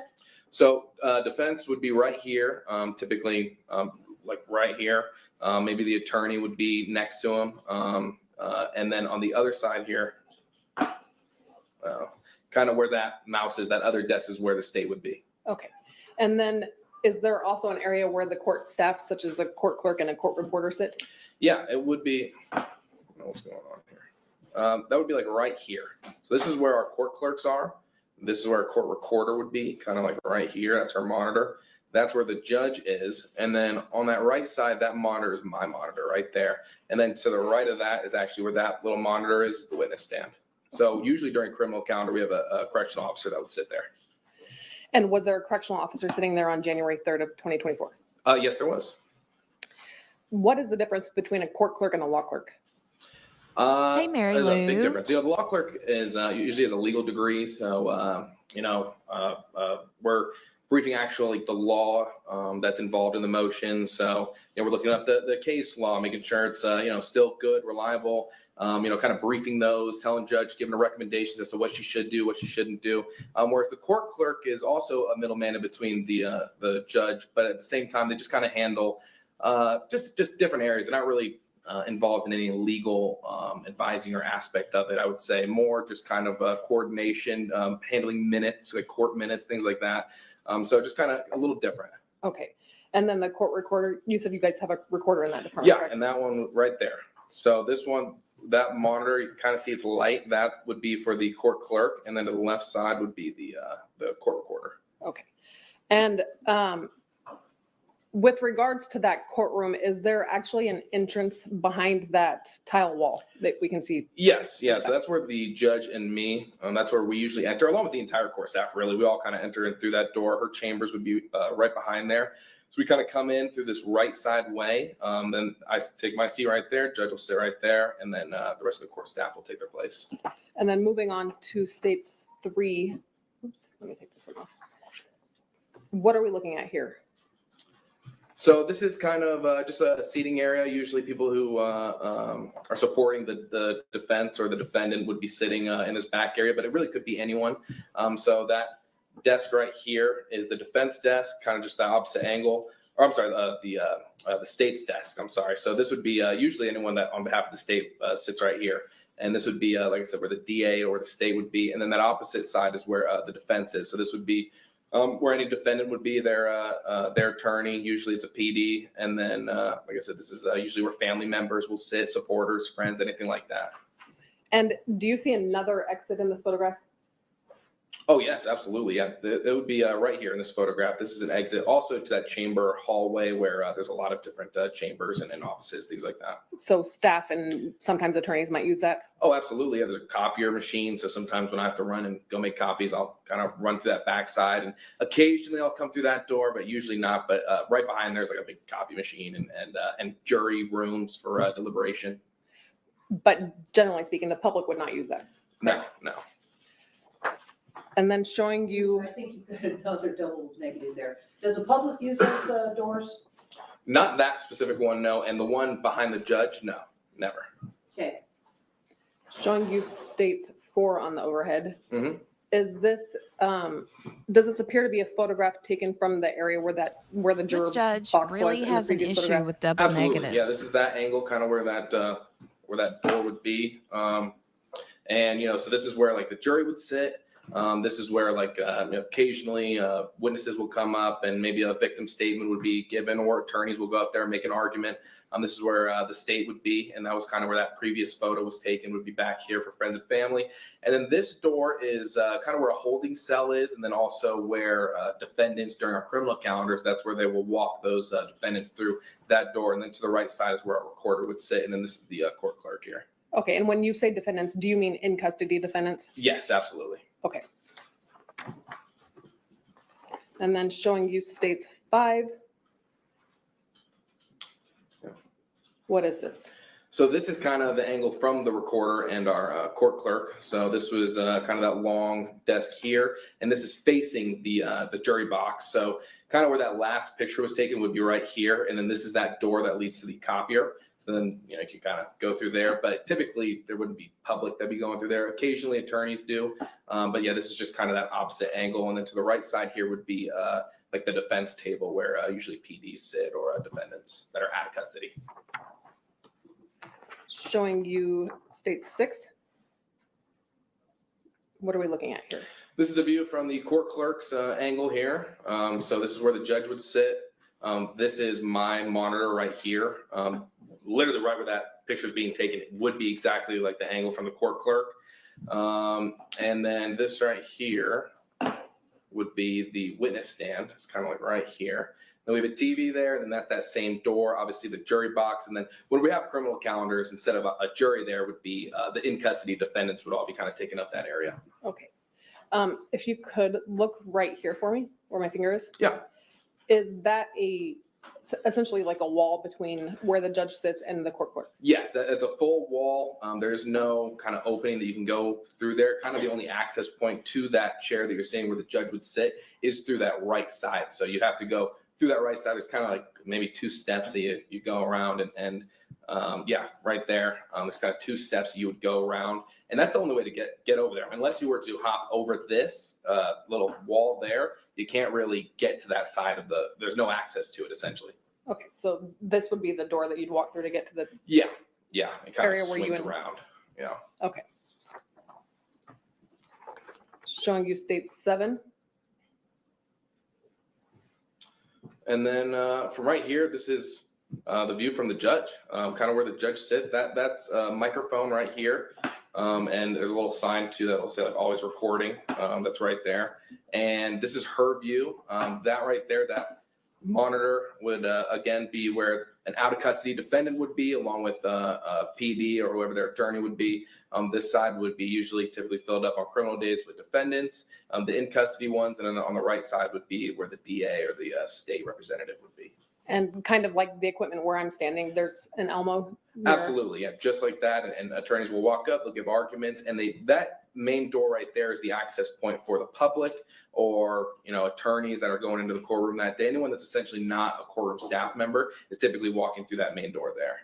And you're talking about the 2 double doors? Correct. Yeah. Okay, we're starting to talk over each other, so why don't we make sure she gets her question out, and then counsel make sure he gets his answer out, okay? Showing you states 8. What are we looking at? This is kind of my view, even though that's not necessarily my chair, that's the judge's chair. I'm just kind of turned to the side, but this is my angle. This is my monitor right here. And this is kind of the view if you were to stand up in that little room section that's blocked off. This right here is that wall area that we were talking about earlier that's completely closed off. That's the court clerks right here in the recorder. And this is, like I said, my monitor. So this is kind of would be my view. Okay, and I'm going to zoom in on something really quickly here. Mm-hmm. Do you see the red and green buttons right there? Yeah, I do. What are those? I'm not exactly sure what they are. I think they're panic buttons or silent alarm. I'm not exactly sure. Or they may be. I know there are certain buttons that lock the courtroom doors. It could be those, but I'm not exactly sure on what those are. I really had to use them. Okay. Showing you states 9.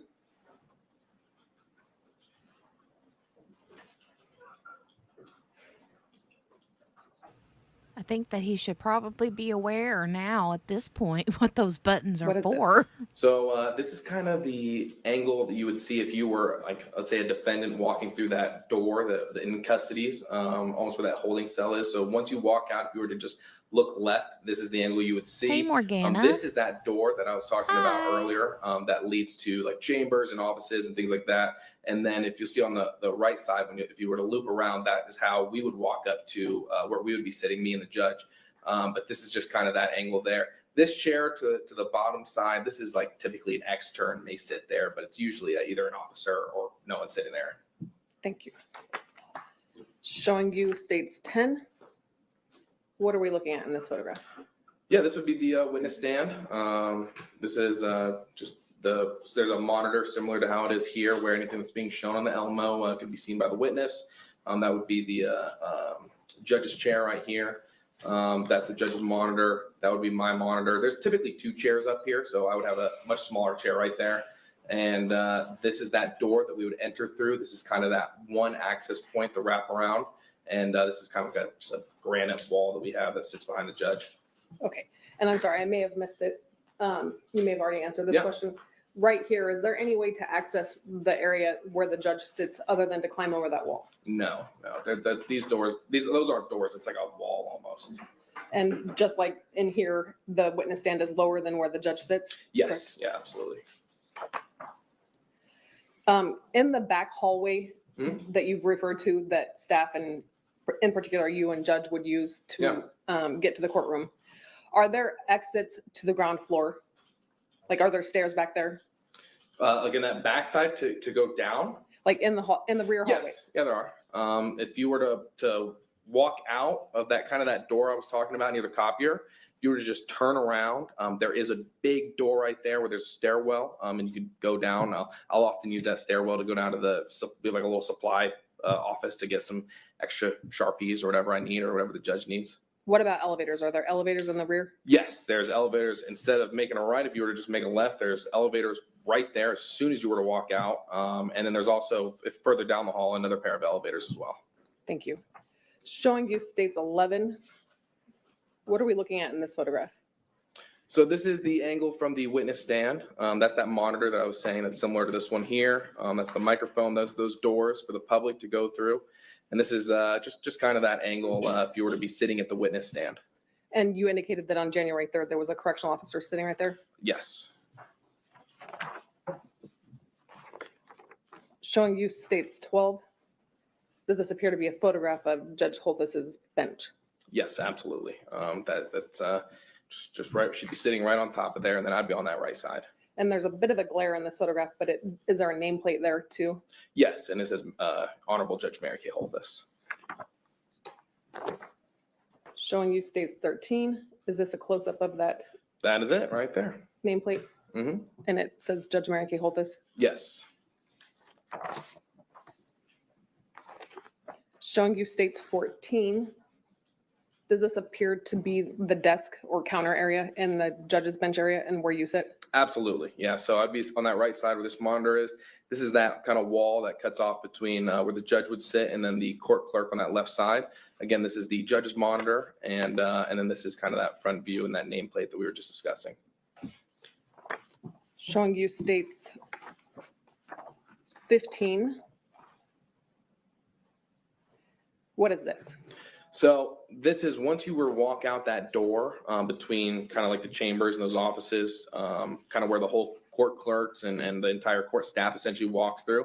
If you weren't going down that long hallway that we discussed earlier, where the court clerk and recorder sits, this would be making a left. So this is how me and the judge, this is the only access area to that little kind of sitting area where the judge would be, and then myself. So every time that we go into court, whether it's for a trial or a calendar, we go through this area. That door that's closed right now is usually open, and we just kind of walk through. There's kind of like 2 steps. I mean, you would just think, walk right, up and make a Spence, right, that and then I'd be sitting right on this right. You would think that that would be something that every person that works in that courtroom would know. If they're panic buttons, then they should know, right? I mean, if they're just some random, alarm button that tells somebody, hey, yo, I need a cup of coffee, stat, then yeah, they probably don't need to know. But if it's an emergency situation button, everybody that works there should know what that button is, especially if you sit behind that desk like he does. Side here, and then the judge would be kind of right here. Okay. And going back to 19, this is the door that you're referring to, correct? Exactly, yes. That you and Judge enter into? Yes.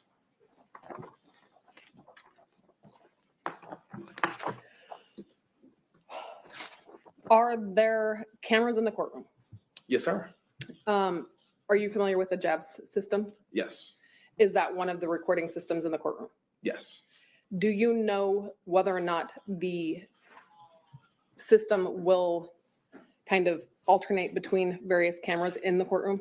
Absolutely. Yeah. Depending on whatever the mic picks up, it'll usually, could change from the witness stand to the judge and also whoever's speaking, whether it's an attorney or a defendant or, kind of whoever's on that other side where the desks are. So it's activated by noise? Absolutely. And JABS, what does that stand for? That I don't know. I don't know what Jeff stands for exactly. But I know, just kind of the recording system that can catch whatever's going on. And if like we need to look back or like if the court clerks are making their minutes, they'll typically go back and watch the JABs to hear exactly what attorneys were saying or the judge. So that way they can get an accurate depiction of what had happened and occurred during court. And that's, by the way. That's funny, JABS Cherie. is Jefferson I love Judge Audio Judy. Visual System. Just an FYI. Thank you. Learn something new every day. Is there also a fixed camera in the courtroom? Do you know? Yeah, I believe there is. Yes. And do you know approximately where in the courtroom it's mounted? I believe it's, I don't exactly know for sure. So I don't, I'm pretty sure it's kind of right behind us looking at the entire courtroom.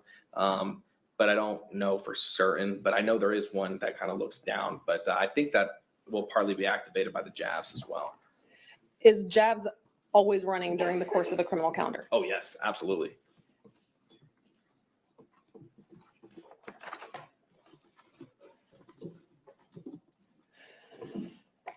Now, to go to January 3rd of 2024. Mm-hmm. On that date, you were not originally supposed to be working, correct? Correct. Were you supposed to have the day off? I don't know if I was supposed to have the day off, but that morning I woke up and I was actually studying for the bar at that time. The bar was taking place in February. So this was January 3rd. It was kind of our first, it was right after New Year's. So it was our first criminal calendar of the year and actually our only criminal calendar that week. So, and it was on a Wednesday. So my boss had texted me, one of the core staffs and said, hey, why don't you take the day off? It's not that long of a calendar. Why don't you study? It's coming up here pretty soon. It's a pretty stressful exam. So, you can go ahead and just take the day to study. And for whatever reason, I just really wanted to be there. I wanted to, it was our only criminal calendar that week. And it was just something that, I don't know, I felt like I just should be at. So I told her thank you, but instead I decided to go and to work that day. And on that date, did you sit next to the judge like you would during any other calendar? Absolutely. Were you multitasking like you indicated you typically do? Yeah. I prepped the files that day, kind of started off as any other.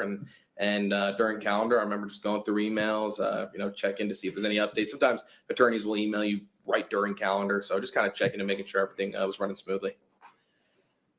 During a typical criminal calendar, I know you indicated that there was at least one correctional officer seated in the witness stand in the courtroom. Yes. Are there typically more than one correctional officer? There usually is. Sometimes there's only one.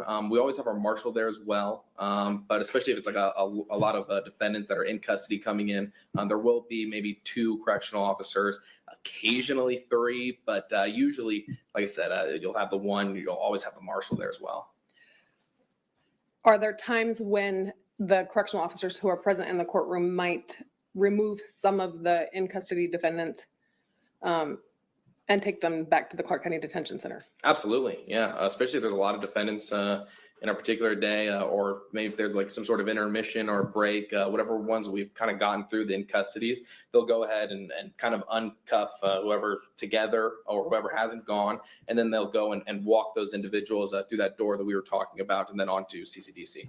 But there will always be at least one correctional officer in the courtroom if there are in custody defendants, Yes. correct? Oh, yeah. And you indicated that there's also a court marshal that's in the courtroom during criminal calendars? Always, yeah. And is that Marshal Shane Brandon in your courtroom? Yes, it is. And typically, how is he dressed? In full uniform. He's got, a vest on, and he looks almost like a police officer. It's like a brown tan shirt that he has, and they said a vest. He's got a full belt. He's got a gun on him. He's got a badge, everything like that. With regards to the correctional officers that are in the courtroom, are they typically dressed in uniform? Oh, yes. Yeah, almost identical to the marshal. And readily identifiable as law enforcement officers? Yes, absolutely. Are they typically armed Yes. with a firearm? Yes. On January 3rd of 2024, do you recall a defendant being on your calendar that day by the name of Deobra Redden? Yes, I do. Do you see that individual in the courtroom today? Yes, I do. Could you please point to him and identify an article of clothing that he's wearing today? Sure. That's him right there wearing, looks like, I can't really see the color of the tie, almost like a purple tie, blue shirt, standing up right there.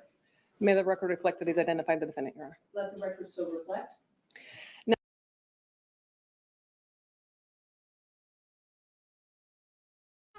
Oh, Lord. I just rewound it back like 15 seconds to rewatch this part. Oh, my baby got headphones on. What are you doing, baby? Anyway, I rewound it back about 15 seconds so we could watch this part again. Whenever he tells him to stand, they don't tell him to stand up. He's just trying to, explain to him what he's got on so he can identify him. And he's like, it looks like he's got a purple tie. And he sort of like comes up out of his chair, but he's only so he can see, his clothing. But his attorney that's sitting right there beside of him kind of side eyes him like, whoa, dude, don't move so fast. This is just a little bit of a nervous side eye. Let's watch that again. Article of clothing that he's wearing today? Sure. That's him right there wearing, looks like, I can't really see the color of the tie, almost like a purple tie, blue shirt, standing up right there. It's like, oh. May the record reflect that he's identified the defendant. Don't move too quick. Don't move too fast. With regards to Mr. Redden on January 3rd of 2024, were you aware of whether or not? I do too, Steph. I'm not gonna lie. I feel bad for the guy only because I feel like he was failed somewhere along the way, probably by multiple agencies. However,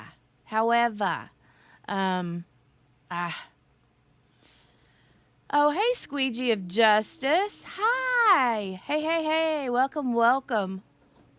So far, it's been pretty good. Yesterday was a little wonky with the whole P-bomb thing that happened through the audio system. And then, today, what was it that happened today? I can't remember. There was something else that happened today that was kind of wonky. Anyway,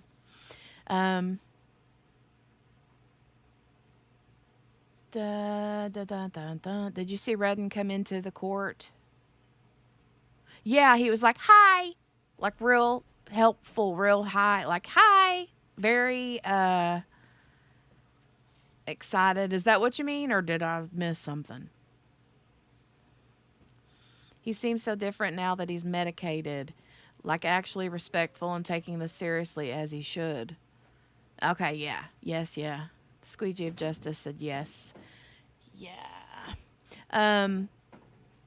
You guys, the Squeegee of Justice is a friend here too, as well as they're from over there from Trial TV Live. Yes.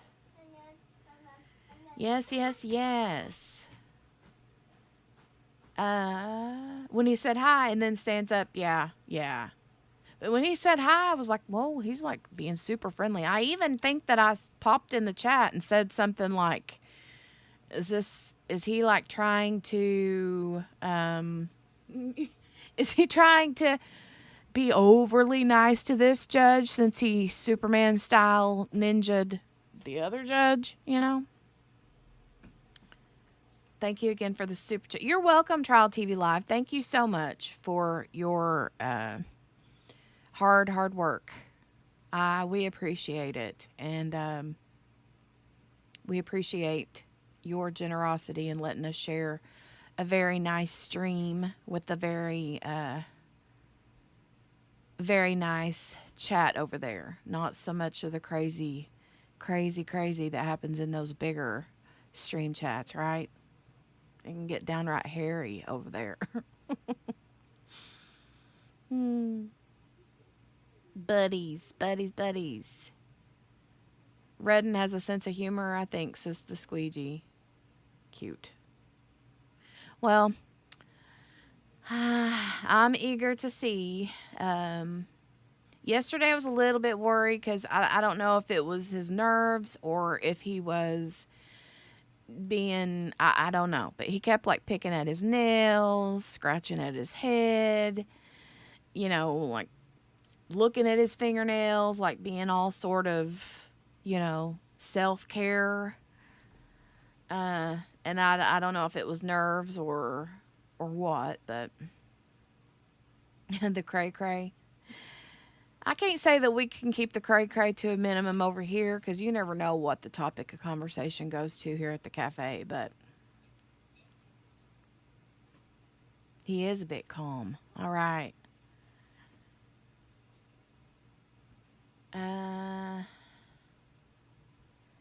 Steph, I agree. I'm not sold that they're going to find him guilty of attempted murder, though. I'm just going to say that. I don't know. I completely would agree with an assault and battery charge. But then again, listening to Judge Holthus tell her story today on the stand and to see her emotion come out from the fear that she had, that was a lot too. Yeah. Bit more calm, I agree. All right, let's continue on, you guys. We'll get on with it here. But thank you guys. Thank you, the Squeegee, for coming in and Trial TV. You guys are awesome sauce. Awesome. He'd ever been in your department prior to that date? Yes. Was he or was he not? He was, yeah. Yeah, that's what he's charged with here, in your Donnie. department for previously? Exactly, murder. I'm not sure. I believe, I don't want the record to be wrong here. A little over the top. I believe it was a domestic violent offense, if I remember correctly. Do you know what kind of hearing it was? Sorry. The kind of hearing that he was there originally for, or that Previously. day? Previously. It was a sentencing hearing.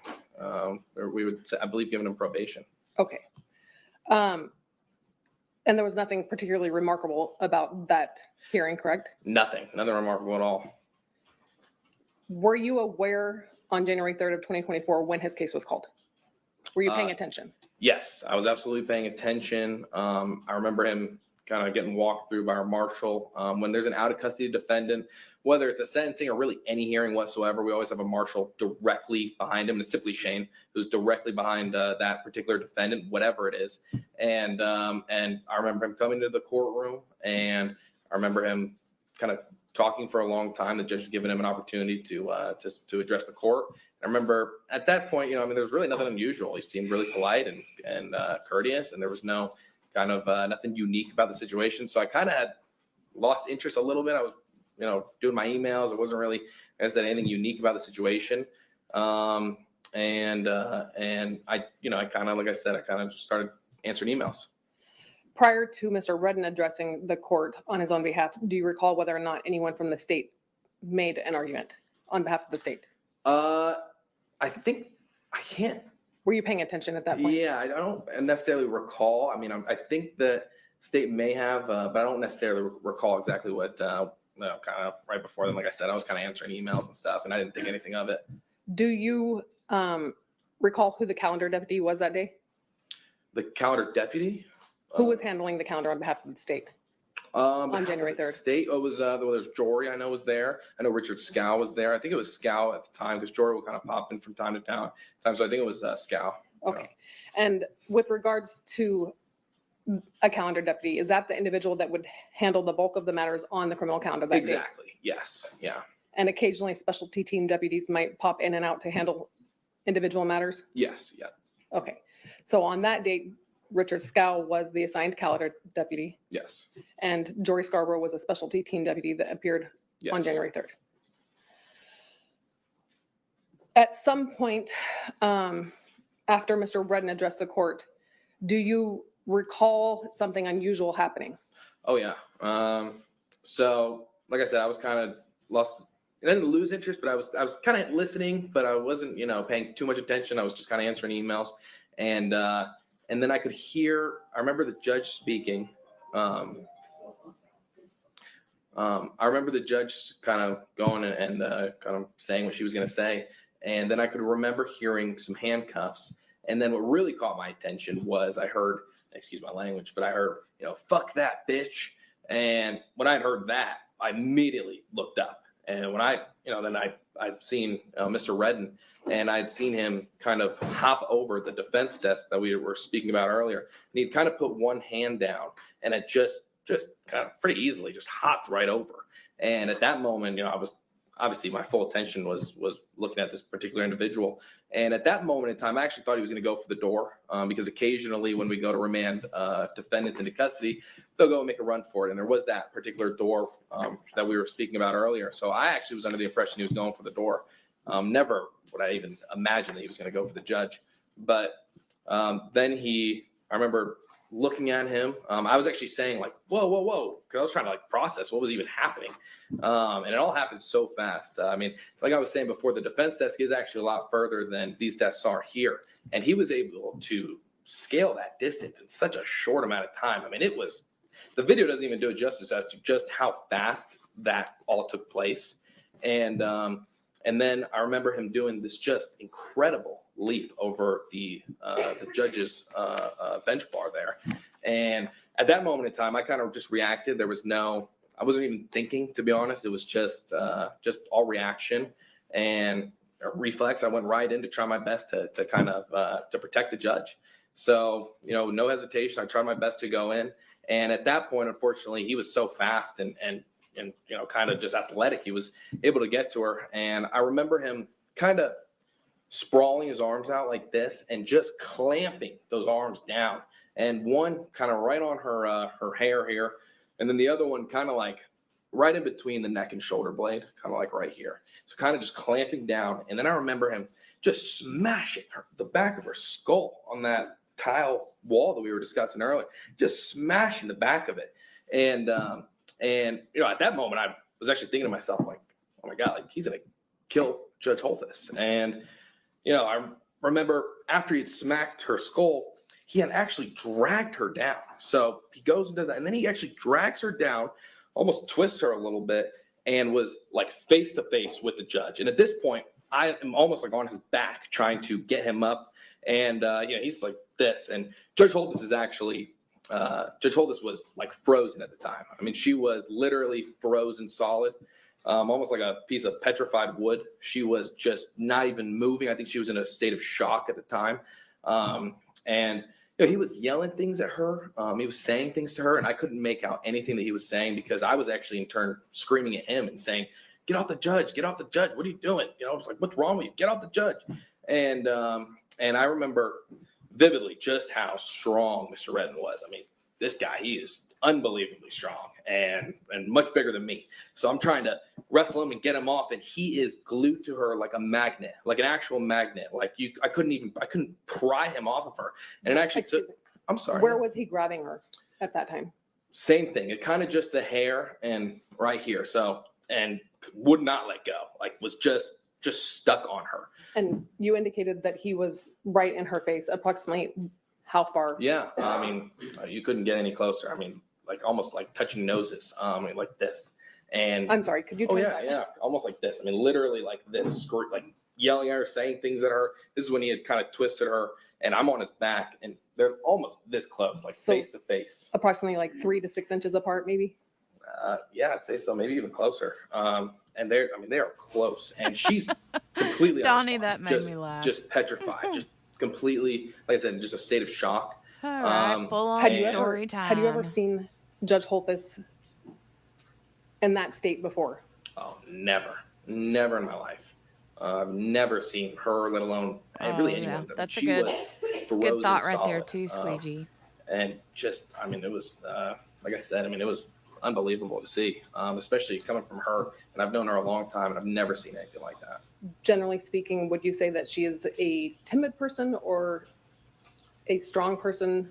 Absolutely a strong person, very strong person. You know, she strong personality, really tough. You know, Definitely not good not at much math. can really rattle her. But I've never seen her like that ever. And you indicated that he was screaming things at her.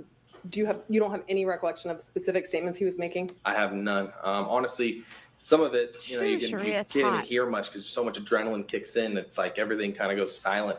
I remember just him saying things to her, and I remember saying things to him, but I can't really make out anything that was said. What was the tone of voice that he was using? I don't even, I remember him saying things, you know, almost like, it was a pretty stern voice, but I can't really make out much. I mean, even the tone too much, to be honest. He was, cause I was just so like I said, it was like everything went blank and I'm yelling at him. I'm like, get off the judge, you know? I'm so just focused on trying to just get him up. And it was just so unusual. And I just wasn't even really paying attention to anything that he was saying. As you were trying to pull him up, what was he doing with his body? Oh, he was just stuck to her. There was no getting him up. He was fighting tooth and nail. I'm trying my best to get him up, and he is just latched onto her. There is no getting this guy off of her. It was unbelievable. I mean, I actually remember saying to myself, like, I could not believe how strong Mr. Redden is. It was unbelievable. I mean, I could not. I'm just trying my best. I mean, I'm struggling to try to just get the guy up just a little bit. I mean, off Judge, and he is just glued to her. Where were your arms placed on Mr. Redden as you were trying to lift him off? Yeah.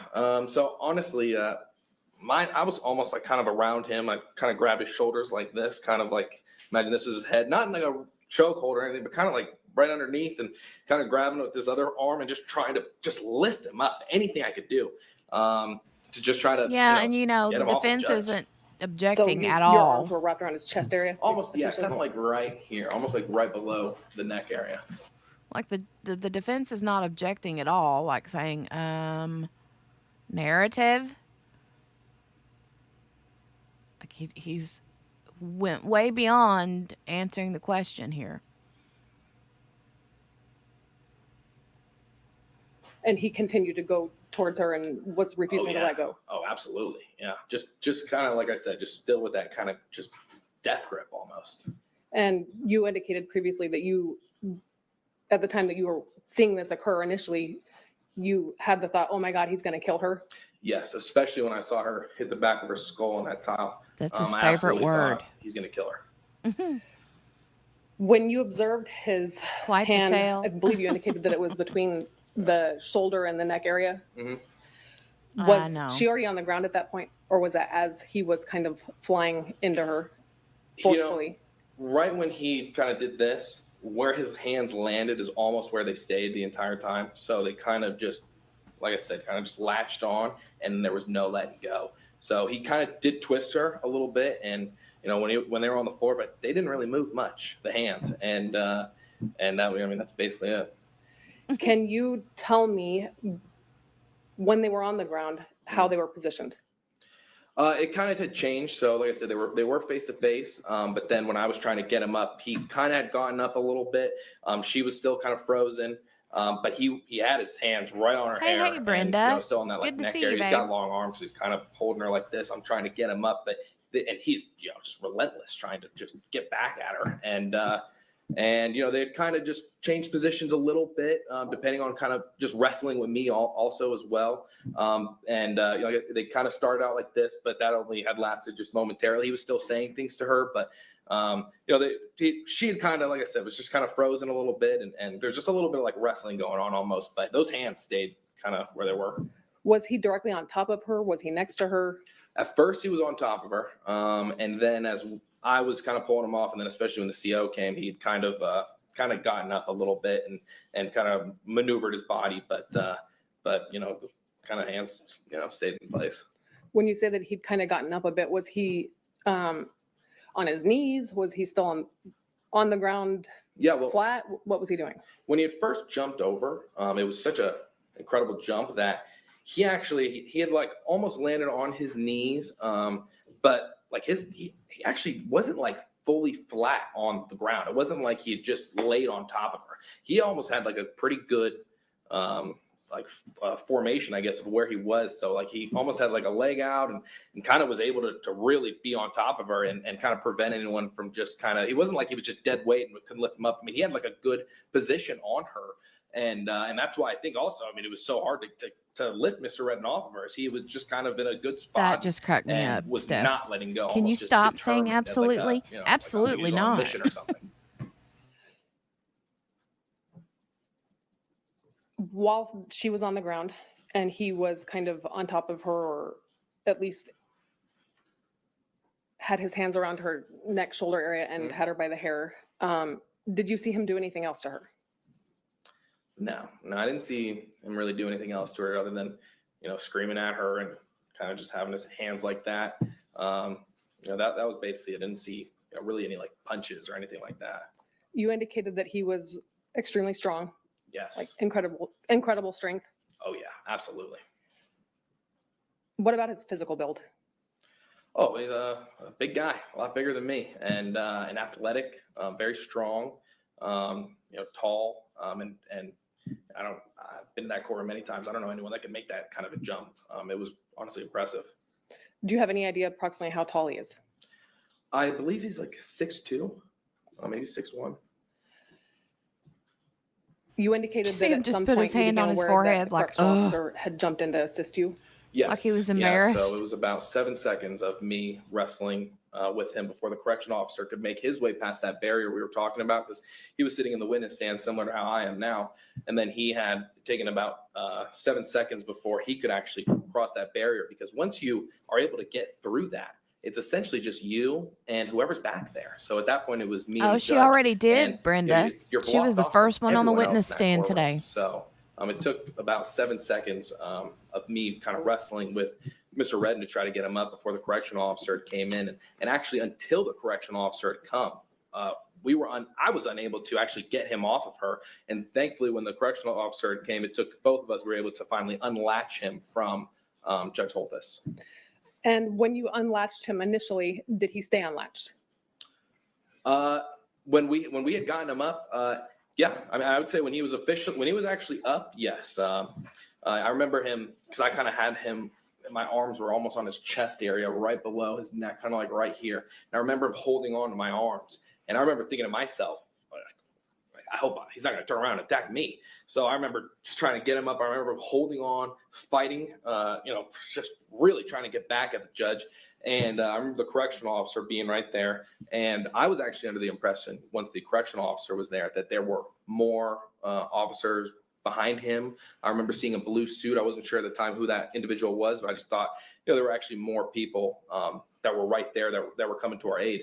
So when we finally gotten him up, I actually had kind of let go. I kind of stopped engaging in the situation because it's not really my place to put my life on the line and try to protect the judge. And at the same time, I also didn't want to get in the way because I'd seen the officers. I'm not really trained, and I didn't want to kind of be somewhere I wasn't supposed to be. So I actually completely almost let up entirely. And at that time.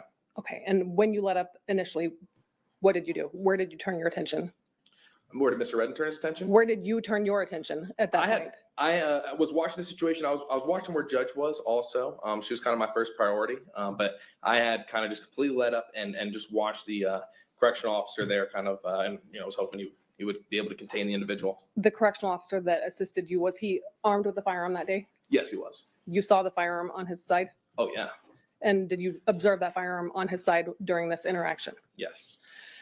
At some point, do things go south again?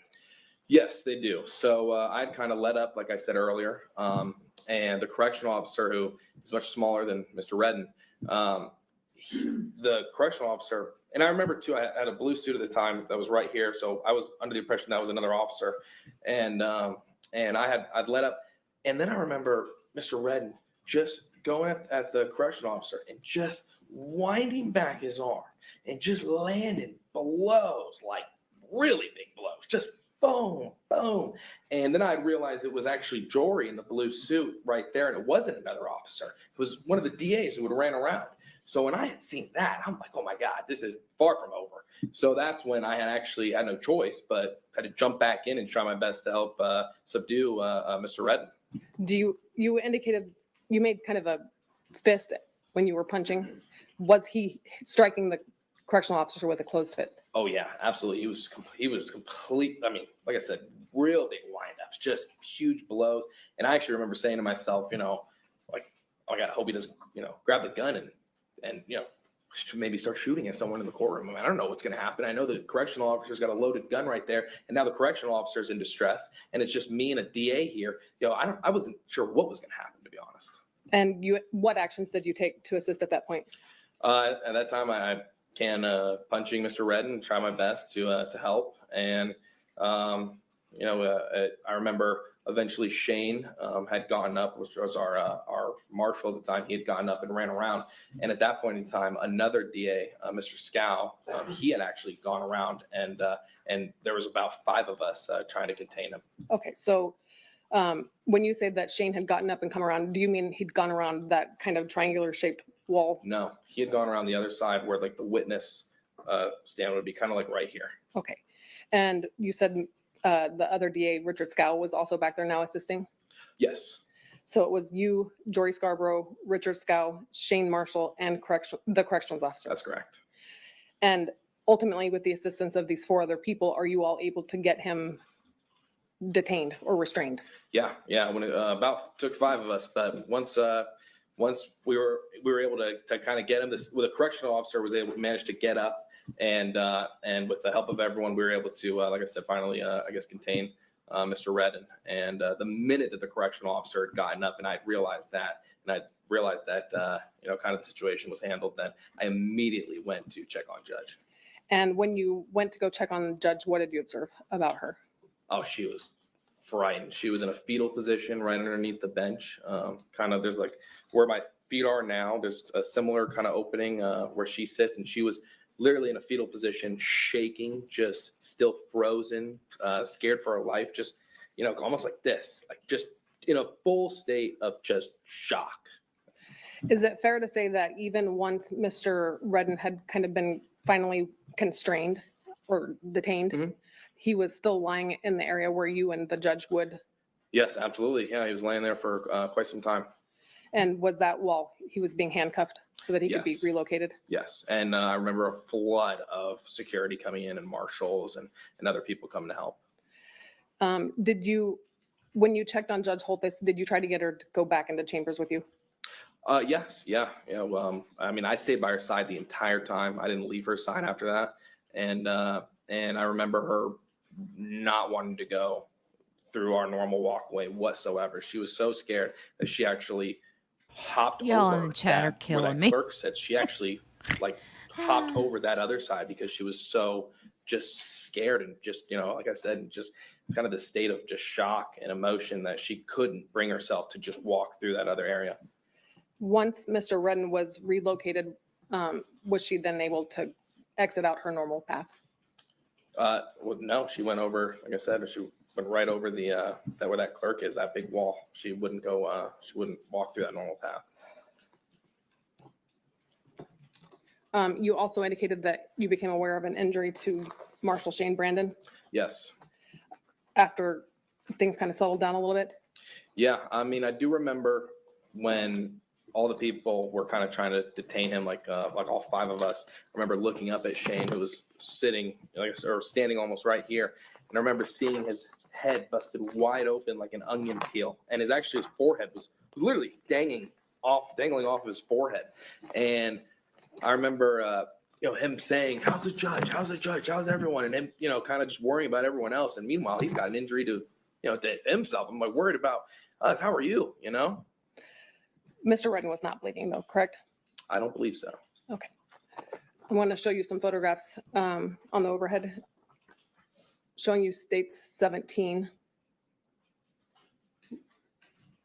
Do you recognize this as a photograph of the bench area after the incident? Yes. And the disturbance, the papers all over the place, the apparent blood on some of the paperwork. Oh, yeah. Is that all the result of Mr. Redden trying to attack Judge Holthus that day? Absolutely. Or actually attacking her? Absolutely. And the blood that's on the paperwork, is that Marshall Brandon's blood? Yes. Yes, it is. Counsel, how many more questions? I'd like Just- to give the jurors. a break. I'm almost done. Okay. Showing you states 18, the area where Judge Holthus was curled up in the fetal position, is that depicted in this photograph? Yeah, it was, would be right there, kind of right underneath Right that here? monitor. Yes, exactly. Showing you states 19. Is this the area where you would typically be seated during a counter? Yep. Yep. And obviously this is after the incident on January 3rd of 2024. Correct. And the reason why there's so much blood is because that's where our marshal was over, trying to help and assist, like I said, kind of right here. So that's where the witness stand would be. And that's why there's so much blood in that area.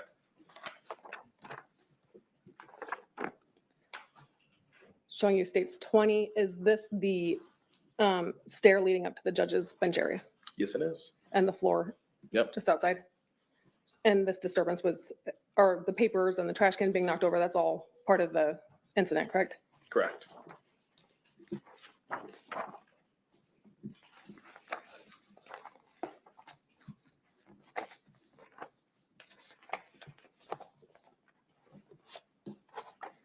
Course indulgence.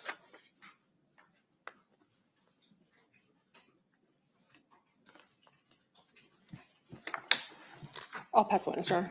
Okay. We're going to go ahead and take a break. Ladies and gentlemen, we're going to take a 15-minute break. During this period of time, you are admonished not to talk or converse among yourself or with anyone else on the subject related to the trial. You're not to read, watch, or listen to any report of or commentary on the trial by any medium of information, including without limitation, newspaper, television, the internet, and radio, or form or express any opinion on any subject related to the trial until the case is finally submitted to you. We'll see you back here in 15 minutes. Please rise to the jury. Rise to the jury, please. Okay, so thoughts in the chat. Thoughts in the chat. If you were, let's just say you were a juror. If you were a juror in this trial, where is your mind right now? Guilty of attempted murder? Not guilty of attempted murder? Or guilty of lesser charges, like assault and battery. Lasso, you can go ahead and enjoy your break, and if you need to use the bathroom and back, you most certainly can. Is there anything that we need to talk about outside the presence of the jury? Okay, I want to alert you, we had another incident here where inappropriate things were shown on Zoom. My court reporter is wanting to know how to handle that. Can we just cut it off? Just cut it off, are you good? Yes. I mean, I hate to do that people cannot watch. The public's gonna see it if they want on court TV, but this is getting ridiculous at this point. I would say just cut it. Oh, okay, are you okay with that, Mr. Arnold? Yeah, sure. All right, let's cut Zoom. All right. Cut Zoom. Okay, all right, enjoy your break. Thank you. No, not more inappropriate things like what occurred yesterday, right? That was awful. Not another Zoom bomb, right? Okay, so Steph says, my mind is, thank God he's done talking. Trial TV Live says, way guilty, but it was all on video. It was on video, that's true. Donnie says, not guilty of lesser charges. Not guilty, but guilty of lesser charges, I think is what she's talking about.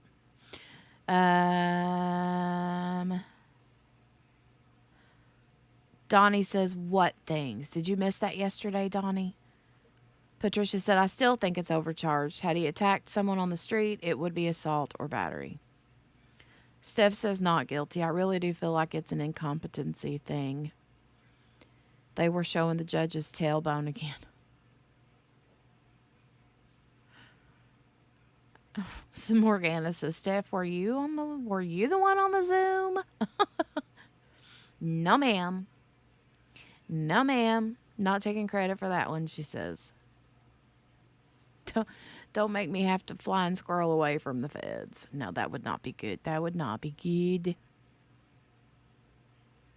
Okay, Donnie missed the Zoom bomb. Okay, so yesterday during their court day, their opening statements, I think it was while the prosecution, yeah, it was while the prosecutor was still doing her opening statements.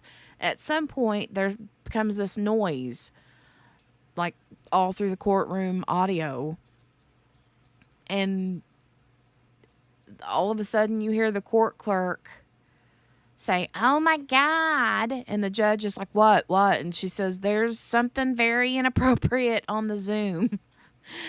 And somebody had apparently pee-bombed,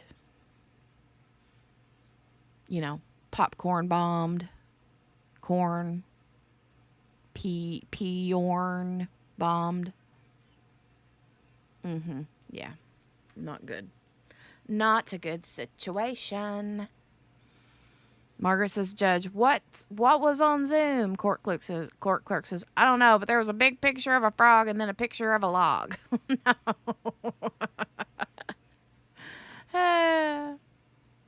Good Lord. All right, I'm going to fast forward because we're a little bit behind. Okay. We're approximately...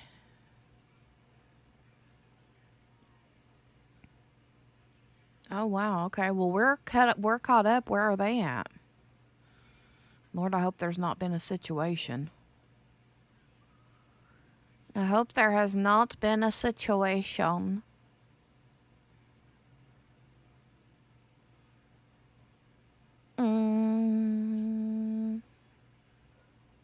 Still not back. Okay, thanks, Trial TV. No worries. You guys, we're going to consider it Throwback Thursday. Today is Thursday, right? Okay, yeah.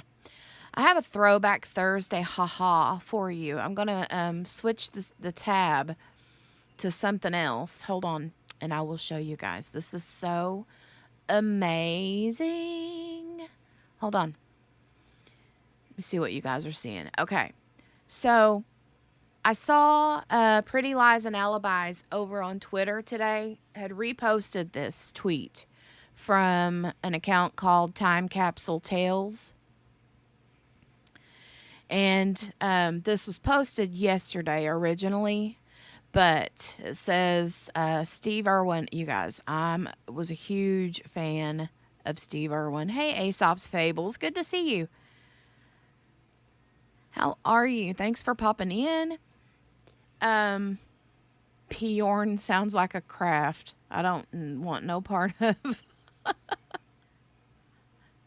Oh, it is Friday Eve, absolutely. But I was such a big fan of Steve Irwin, okay? My husband and I, we loved him. And when he passed away, I grieved. Like literally grieved over him.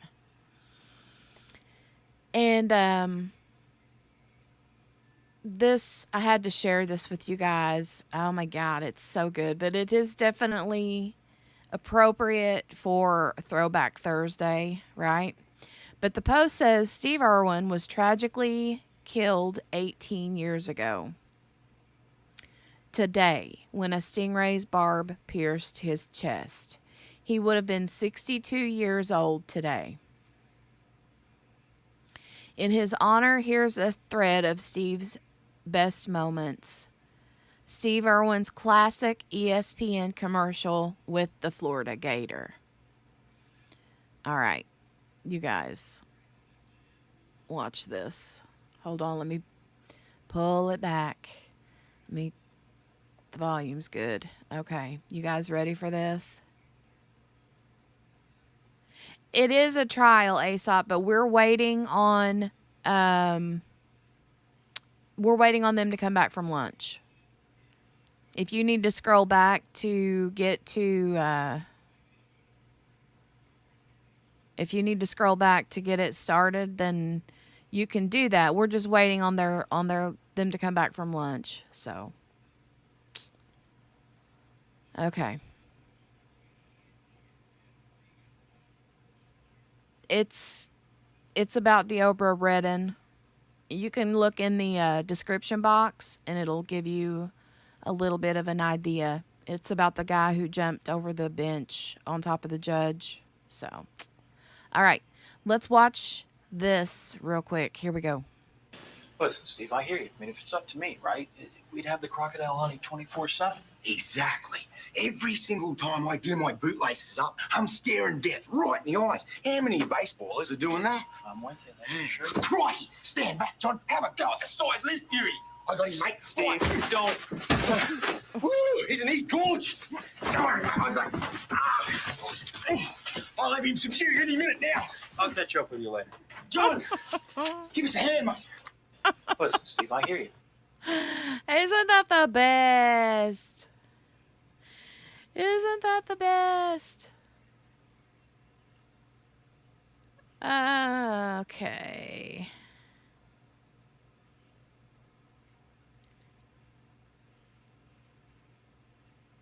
Somebody use the video description property. It's such a rarity. Ah. All right. So let me get back to didn't you guys just love Steve Irwin? Loved him so much. Oh. All right. Now we're going to get back to the trial. Still on a break.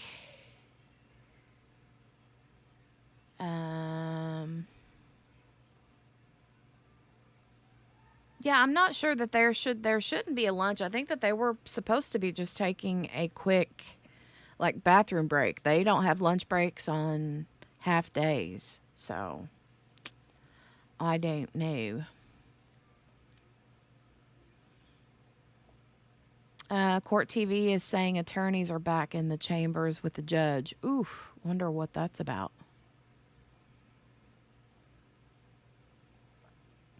Wonder what that's about. I know. Can you believe it's been 18 years, Brenda?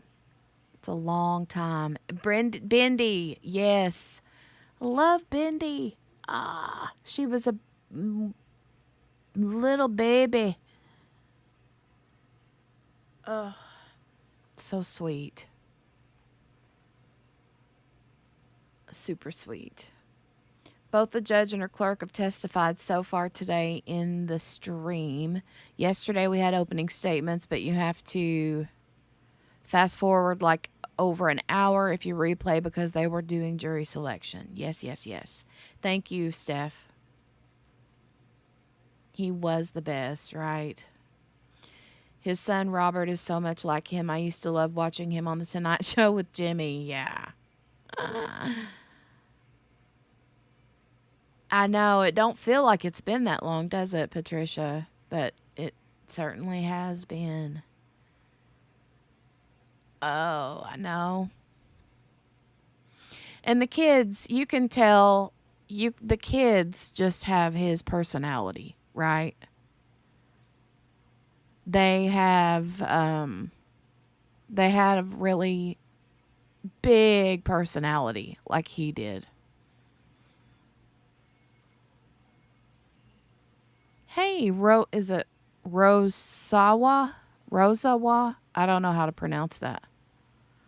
Australia had a good 1-2 punch with Paul Hogan's Crocodile Dundee and then Steve Irwin. Ah, yeah, right. I know.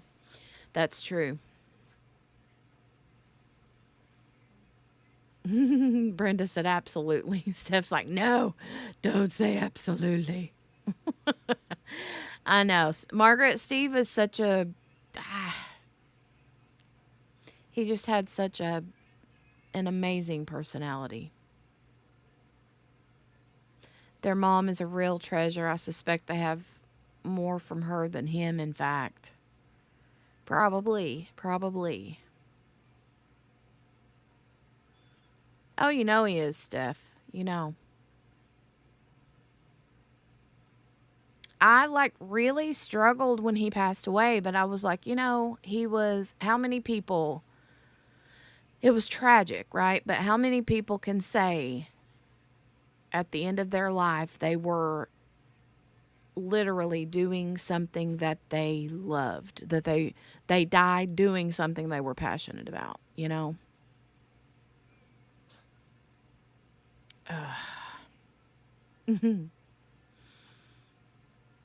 Hey, Billy, good to see you. Steph says, yeah, their mom seems just as amazing, too. That's an amazing family. She is pretty great. She is pretty great. Oh, spins, right? Mm.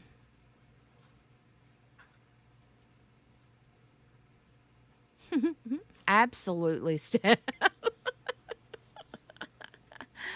Oh, goodness. All right, let me come over here and see.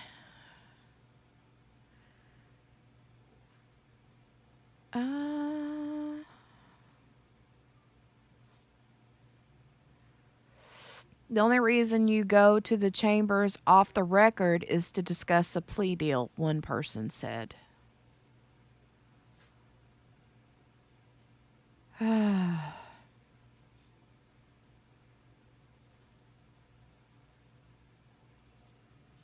Mm.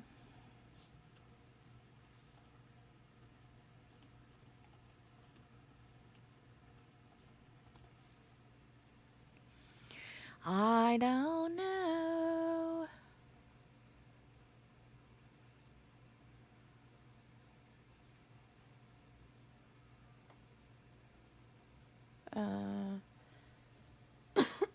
Excuse me, sorry.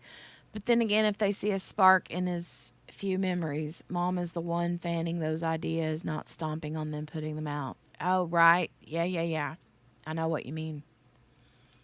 Death due to life's pleasures ain't such a bad way to go.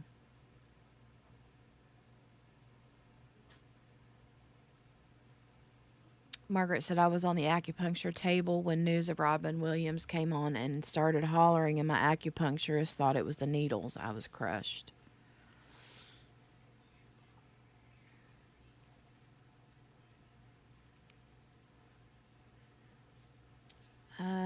Can you tell me how to say or how to pronounce your name, Rosawa? Rosawa. Robin Williams' loss is still felt. Yesterday we pulled out the Inside the Actors DVD and watched clips. Rosawa. So I'm saying it right?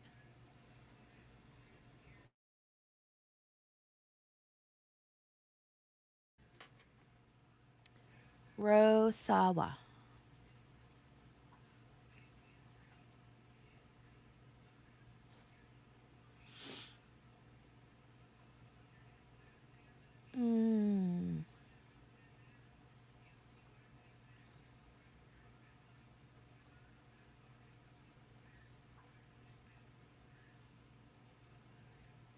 Oh, they're back. They're back.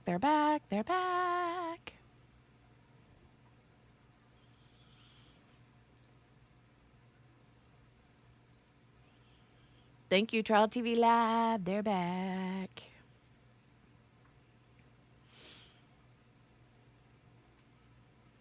Something going on.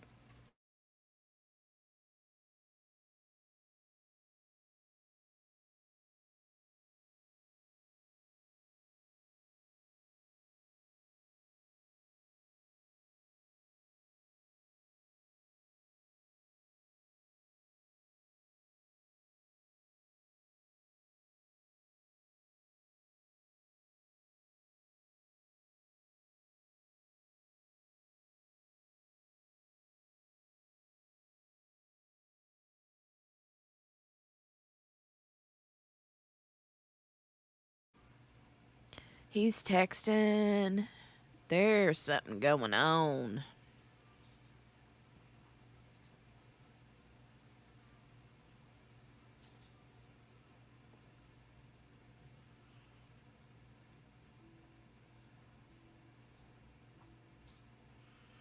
Hey, Ween baby.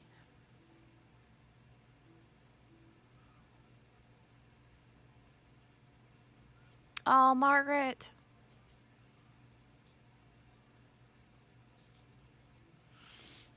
Ooh, he's looking straight at the camera.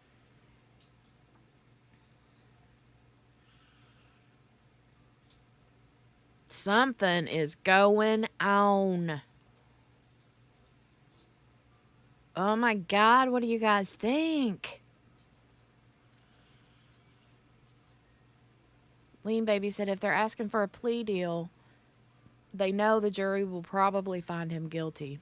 Those pics don't look too good.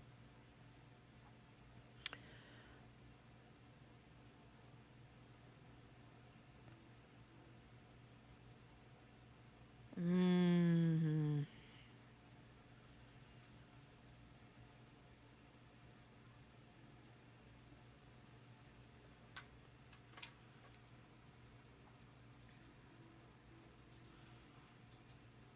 Rosawa says, I have avoided this trial, but his attorney signaled some serious arguments that mere attacks are no reason for serious charges. Yeah, I'd like to see him endure those. Oof.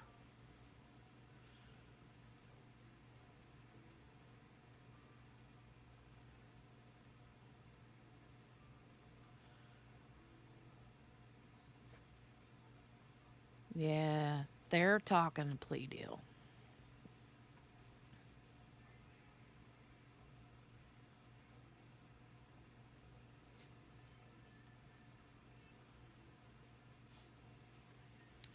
They could be reviewing the next series of questions, though. I think a serious discussion of a plea deal would occur from the courtroom and prying ears, eyes, cameras.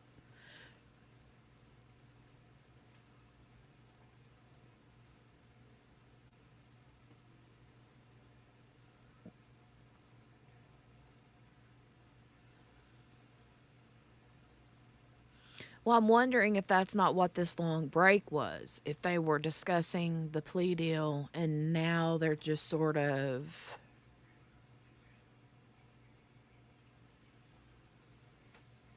like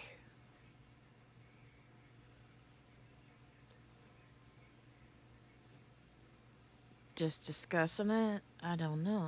I don't know. I don't know.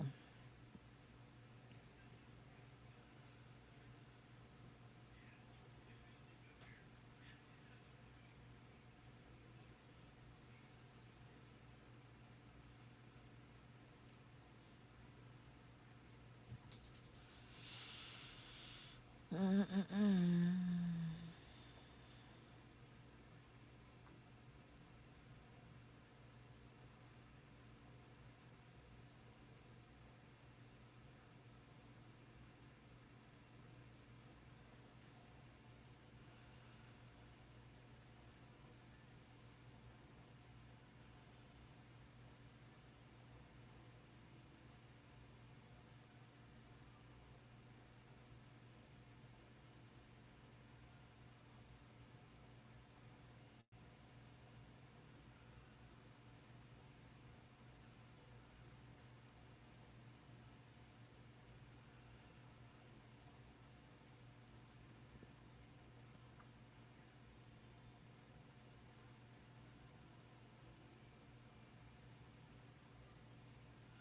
Sorry, I'm just looking for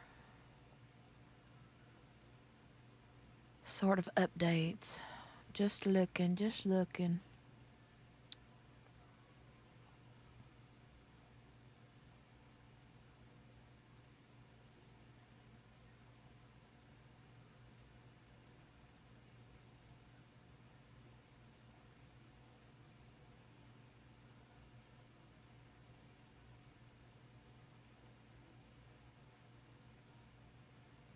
Oh, right. Yeah, yeah, yeah. Steph says maybe making sure he understands and doesn't change his mind, but then Rosawa could be right as well. Yeah.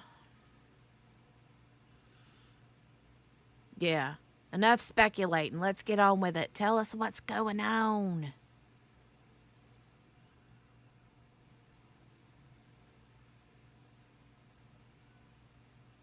Because the way that he's talking to. What was that about? What was that?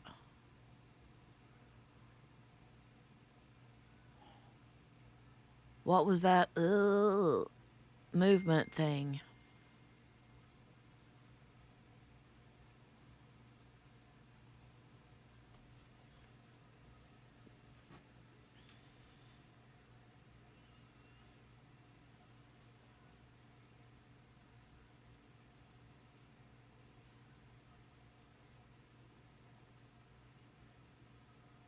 Hmm.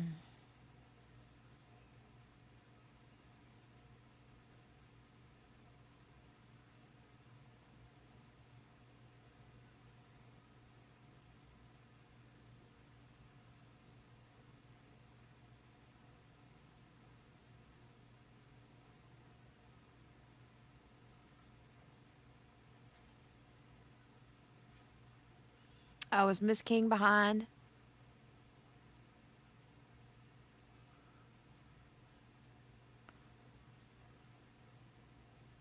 Is Miss King behind?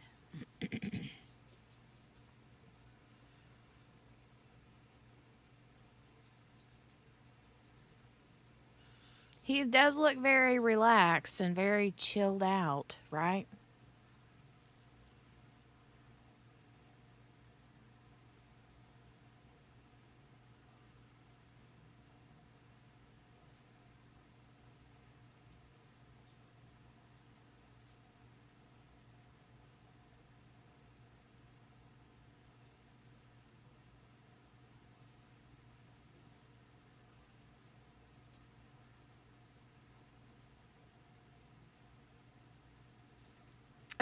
Miss King said, I am. LOL. um, I had that question earlier too. Can I just call you Ro? Because I feel like I'm saying Rosawa wrong. Anyway, I had that question too because in a prior incident, here comes either the jury, the judge, or both. The prior incident was a battery charge or an aggravated battery, or I can't remember exactly, but it had something to do with that. And that was my question. Was he medicated when that occurred or not medicated? Like, is he violent whether he's medicated or not medicated, or is he only violent when he's not medicated? That's a valid question, I feel like.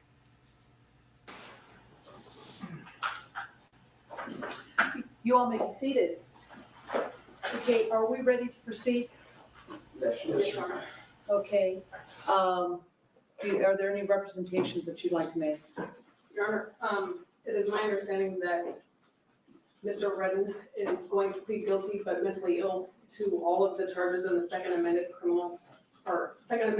indictment that was previously filed. The state is willing to stipulate to allow him to withdraw his prior pleas of guilty so that he can enter pleas of guilty but mentally ill to counts 2 through 7. And he's also pleading guilty but mentally ill to count 1. And that's our understanding, Your Honor. He's prepared to go forward with the plea. Okay. All right. But in terms of the negotiations, Your Honor, there are no negotiations. Each side will argue for a lawful sentence under the statute. Okay. All right. Mr. Redden? Yes. I'm going to be asking your lawyer to state in open court the substance of the plea agreement. In other words, the primary, the most important terms of the negotiations or agreement between you and the state. Actually, this is a guilty plea memorandum. Correct. Okay. I want you to listen carefully as after your lawyer's done speaking, I'm going to ask you if you heard him and if you agree that this is what the parties have agreed to enter into. All right? Okay. Okay. Mr. Arnold? Your Honor, he's agreed to plead guilty, but mentally ill to count 1, attempted murder, victim 60 years of age or older. Count 2, battery on a protected person, resulting in substantial bodily harm, victim over 60 years of age or older. Count 3, intimidating a public officer. Count 4, battery on an officer resulting in substantial bodily harm. Count 5, performance of act or neglect of duty in willful or wanton disregard of safety of persons or property resulting in substantial bodily harm or death. Count 6, battery by prisoner. Count 7, unlawful act related to human excrement or bodily fluid. Okay. And this is what I will do. Once I canvass Mr. Redden, I will go ahead and allow him to withdraw his guilty plea with respect to the counts 2 through 7.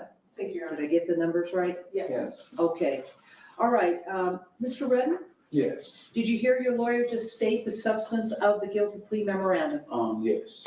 Okay. Did he accurately state the terms that you had agreed in order to resolve the criminal charges lodged against you? Yes. Do you read, write, and understand the English language? I do. Okay. Did you receive a copy of the guilty plea memorandum? I did. Did you review the second amended indictment? Yes, I did. Okay. Did you receive a copy of that as well? Yes. Okay. Do you need me to read the second amended indictment now and before we take your plea? No, no. Okay. Before accepting your guilty plea, there's a number of questions I'm going to have to ask you in order to assure me you are entering a valid plea. If you do not understand any of my questions, will you please let me know so that I can rephrase them? I will. If at any time you wish to take a break in the proceedings so that you can discuss matters in private with your lawyer, will you let me know so that I can give you an opportunity to do so? Yes. How old are you, sir? I'm 31. Where were you born? Las Vegas, Nevada. What is the extent of your education? 12. Did you graduate from high school? No. Would it be fair to say you dropped out in the 12th grade? Yes. Okay. You finished the 11th grade? Yes. Okay. Are you taking any medications or suffering from any medical, physical, or mental health conditions that would interfere with your ability to understand these proceedings and the terms of the guilty plea memorandum? I am on mental health meds, but as long as I'm on that, I don't believe that it'll affect any of my. Okay. resistance. Well, I know that you've got to be on some medication, sir. I think we've been discussing that here today. But I want to know, are you taking any medications or suffering from any medical, physical, or mental health conditions that would interfere with your ability to understand what is going on here today or the terms of the guilty plea memorandum? Oh, no. You fully understand? Yes. Have you had an ample opportunity to discuss your case with your lawyer, Mr. Arnold? Yes. Are you satisfied to have him as your lawyer and the advice that he has given to you? Yes. Do you understand you are entitled to have an attorney represent you at every stage of the proceeding lodged against you? Yes. Do you understand you're entitled to a trial by jury, at which in order to convict you, all of the jurors would have to agree that you are guilty? Yes. Do you understand at trial you would be presumed to be innocent, and the state would have to overcome that presumption and prove you guilty beyond a reasonable doubt? Yes. Do you understand that to do this, the witnesses for the state would have to come to court and testify in your presence, and your lawyer could cross-examine those witnesses? Yes. Do you also understand that your lawyer could object to evidence offered by the state at the trial and could call witnesses and present evidence on your behalf? Yes. Do you understand at trial, while you have the right to testify if you chose to do so, you also would have the right not to testify, and if you decided not to testify at your trial, the state would not be able to use the fact you did not testify in any way to prove its case? Yes. Do you understand that by entering your guilty pleas, you are giving up these rights and other rights listed in the guilty plea memorandum? Yes.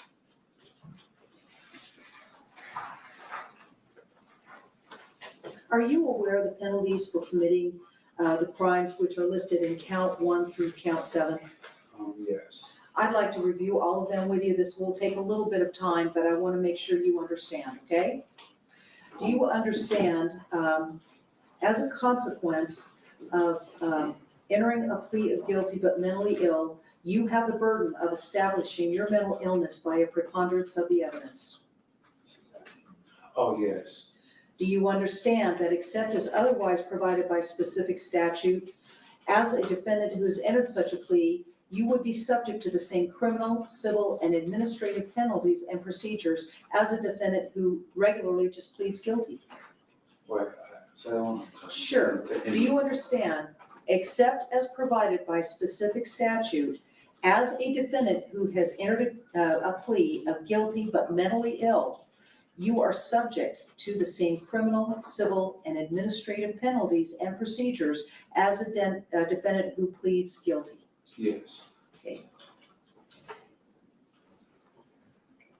Okay, do you understand that if the court finds by a preponderance of the evidence you are not mentally ill at the time of sentencing, that the court may impose any sentence that the court is authorized to impose upon a defendant who pleads or is found guilty of the same offense, or that you are mentally ill at the time of or if you are mentally ill at the time of sentencing, the court shall impose any sentence the court is authorized to impose upon a defendant who pleads or is found guilty of the same offense, and include in that sentence an order that you, during the period of your confinement or probation, be given or obtain such treatment as is medically indicated for your mental illness. Do you understand that? Yes. That's all set forth on page 2 of the guilty plea memorandum. Okay, do you understand that as a consequence of your plea of guilty but mentally ill, the court must sentence you as follows? First, with respect to count 1, the court must sentence you to imprisonment in the Nevada Department of Corrections for a minimum term of not less than 2 years and a maximum term of not more than 20 years, plus a consecutive sentence of 1 year to 20 years for the age enhancement. Do you understand that? Yes. Do you understand the minimum term of imprisonment may not exceed 40% of the maximum term of imprisonment? Yes. Do you also understand that you also may be fined? Yes. Okay. Do you understand that you are eligible for probation for the offense to which you are pleading guilty? Yes, I understand. Do you also understand, except as provided by statute, the question of whether you receive probation is in the discretion of the sentencing judge? Yes.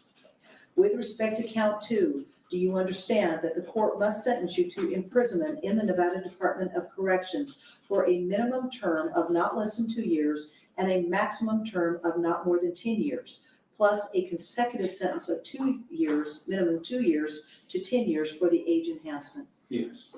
Do you, again, as with count 1, do you understand that the minimum term of imprisonment may not exceed 40% of the maximum term of imprisonment? Yes.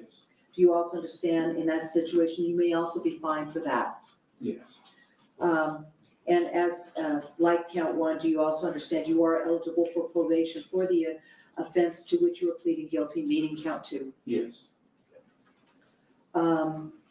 With respect to count 3, do you understand that the court must sentence you to imprisonment in the Nevada Department of Corrections for a minimum term of not less than 1 year and a maximum term of not more than 5 years? Yes. Do you also understand that you could be fined up to $10,000? Yes. And as with respect to counts 1 and 2, the minimum term of imprisonment may not exceed 40% of the maximum term of imprisonment. Yes. And I might save a little bit of time, but the minimum term of imprisonment may not exceed 40% of the maximum term of imprisonment would also apply to counts 4, 5, and 6, and 7. Do you understand that? Yes. Okay. And you also understand that you are eligible for probation with respect to those other counts? Yes. As well as count 3? Yes. Your Honor, I think count 7 is actually non-probationable. Okay. Okay. I will get to count 7. I thank you, counsel, for doing that. You are not eligible for probation with respect to count 7. We will get to that in a few moments. Do you understand that? Yes. Okay.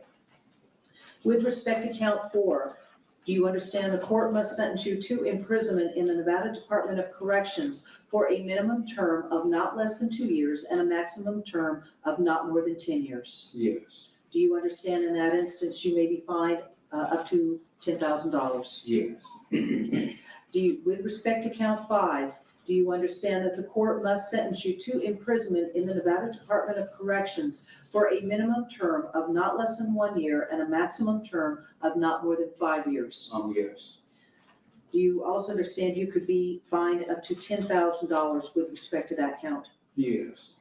With respect to count 6, do you understand that the court must sentence you to imprisonment in the Nevada Department of Corrections for a minimum term of not less than 1 year and a maximum term of not more than 6 years. Yes. Do you also understand in that instance, you could be fined up to $5,000? Yes. Okay, and that again is with respect to count 6. With respect to count 7, do you understand that the court must sentence you to imprisonment in the Nevada Department of Corrections for a minimum term of not less than 2 years and a maximum term of not more than 10 years? Yes.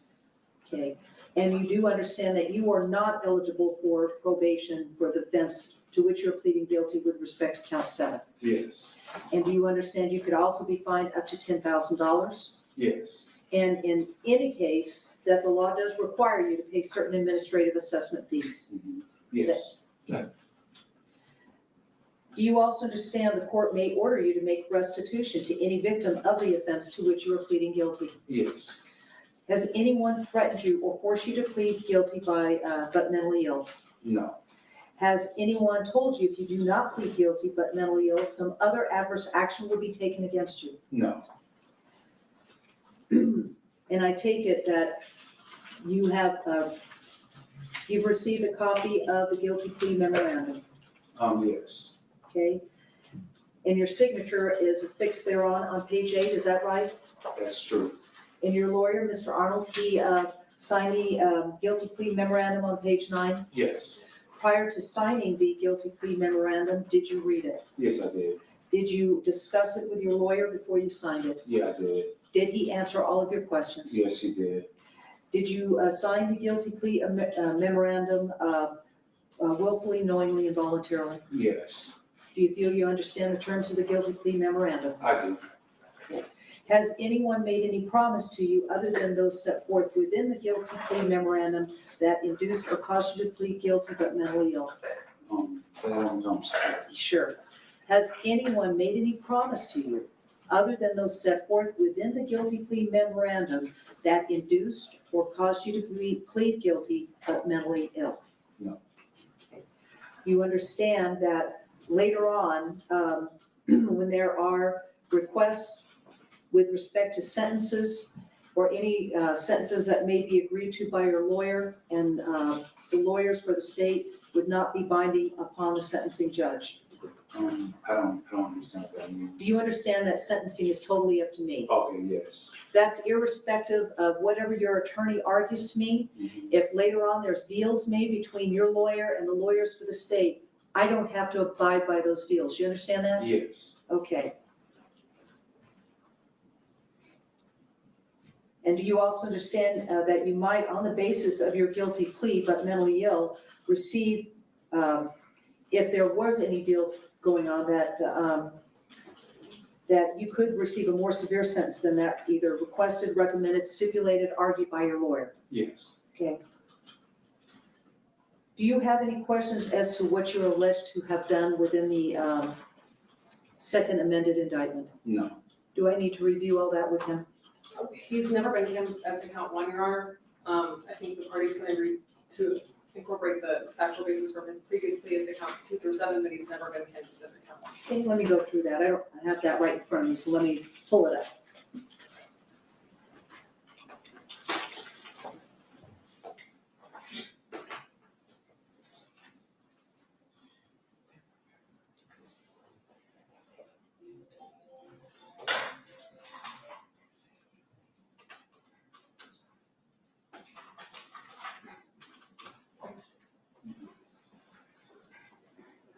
I'm going to go through all the counts.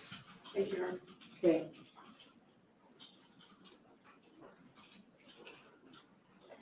Okay, I'm looking at well, it's called the amended indictment. And it was filed on August 30th. It's the second amendment that was filed on Tuesday, Your Honor. That's the charging document we're going with. Okay.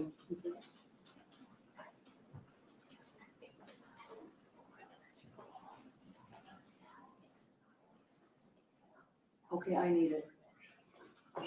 Yeah, apparently it was filed in open court, counsel, and for whatever reason, hasn't made it yet, but they're gonna do it like right this minute. I'm gonna email them right now, Your Honor. I can email the court a copy if you want to read them electronically.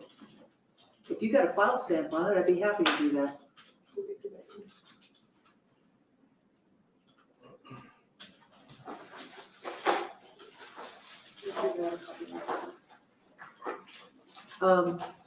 In fact, counsel, would you approach?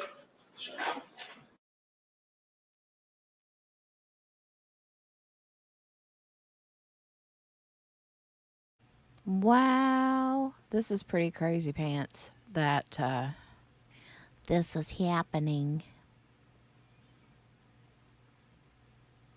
And he must be pretty okay with this plea deal, because when he came back from that long break, you could see like he had so much relief on his face, you know? So he must feel pretty good about it. More than anything, and I just hope that he gets some good mental help. I mean, see, look at him. He just looks like free. You know what I mean?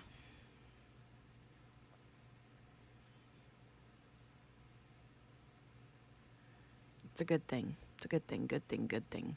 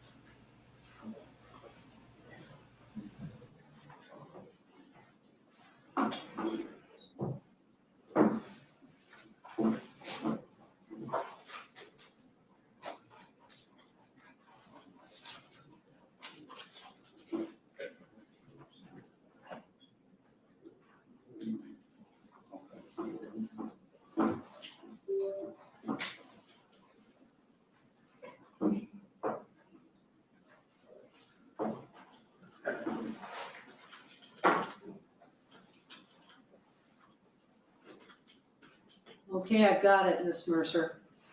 Thank you. Okay. Okay, Mr. Redden? Yes. She's got a copy that is file stamped, well, it's not file stamped, but it is the one that was filed. I'm gonna go ahead and review the second amended indictment with you, if I may, and tell me if this is what you did. And again, you're pleading guilty, but mentally ill. I appreciate that, so I may not add all of that. Okay, tell me if this is what you did with respect to count one, attempt murder, victim 60 years of age or older, that you willfully, unlawfully, and feloniously, and with malice aforethought, attempt to kill Judge Mary Kay Holthus, who is 60 years of age or older, to wit, during your rendition of sentence, and once you knew she was about to sentence you to prison, did leap over defense counsel's table into the well of the courtroom, and thereafter rushing towards the judicial bench and jumping over it Superman style directly into Judge Mary Kay Holthus's judicial space, landing directly on top of her and immediately attacking Judge Mary Kay Holthus by grabbing her, pulling her hair, placing your hands around her throat, and or hitting her on the head by manner and means unknown. Did you do that, sir? Yes. Okay. With respect to count two, tell me if this is what you did. That, and by the way, this is on or about January 3rd, 2024 in Clark County, Nevada. That with respect to battery on protected person resulting in substantial bodily harm, victim over 60 years of age or older, that you did willfully, unlawfully, and knowingly use force or violence upon the person of another, to wit, Judge Mary Kay Holthus, who is 60 years of age or older and is a protected person. Have a great night, Ro. Judicial District Court Judge. Have a great night. Thanks for coming and hanging out with us today. Of an It was good to judicial meet district you. court judge, which you knew or should have known that Judge Mary Kay Holthus was an 8th Judicial District Court judge by grabbing her, pulling her hair, placing your hands around her throat, and or hitting her on the head by manner and means unknown, resulting in substantial bodily harm to Judge Mary Kay Holthus. Did you do that, sir? Yes.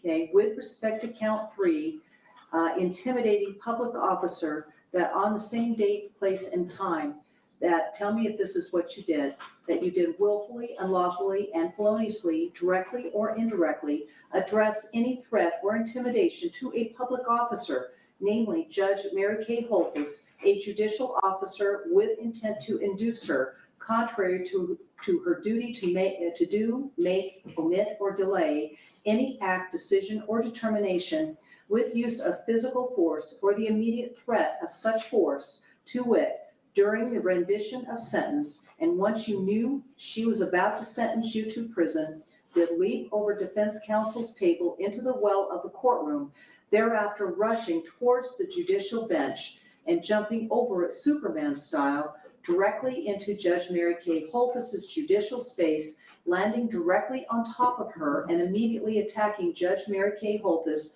by grabbing her, pulling her hair, placing your hands around her throat, and or hitting her on the head by manner and means unknown. Did you do that, sir? Yes. Count 4, battery on an officer resulting in substantial bodily harm. On the same date same date and place, tell me if this is what you did, that you did willfully, unlawfully, and knowingly use force or violence upon the person of another, to wit, Jay Cabralda, who is performing the duties of a peace officer employed with the Las Vegas Metropolitan Police Department, which you knew or should have known that Jay Cabralda was an officer by punching and or kicking and or pushing the officer, such acts resulting in substantial bodily harm. Did you do that, sir? Yes. Okay.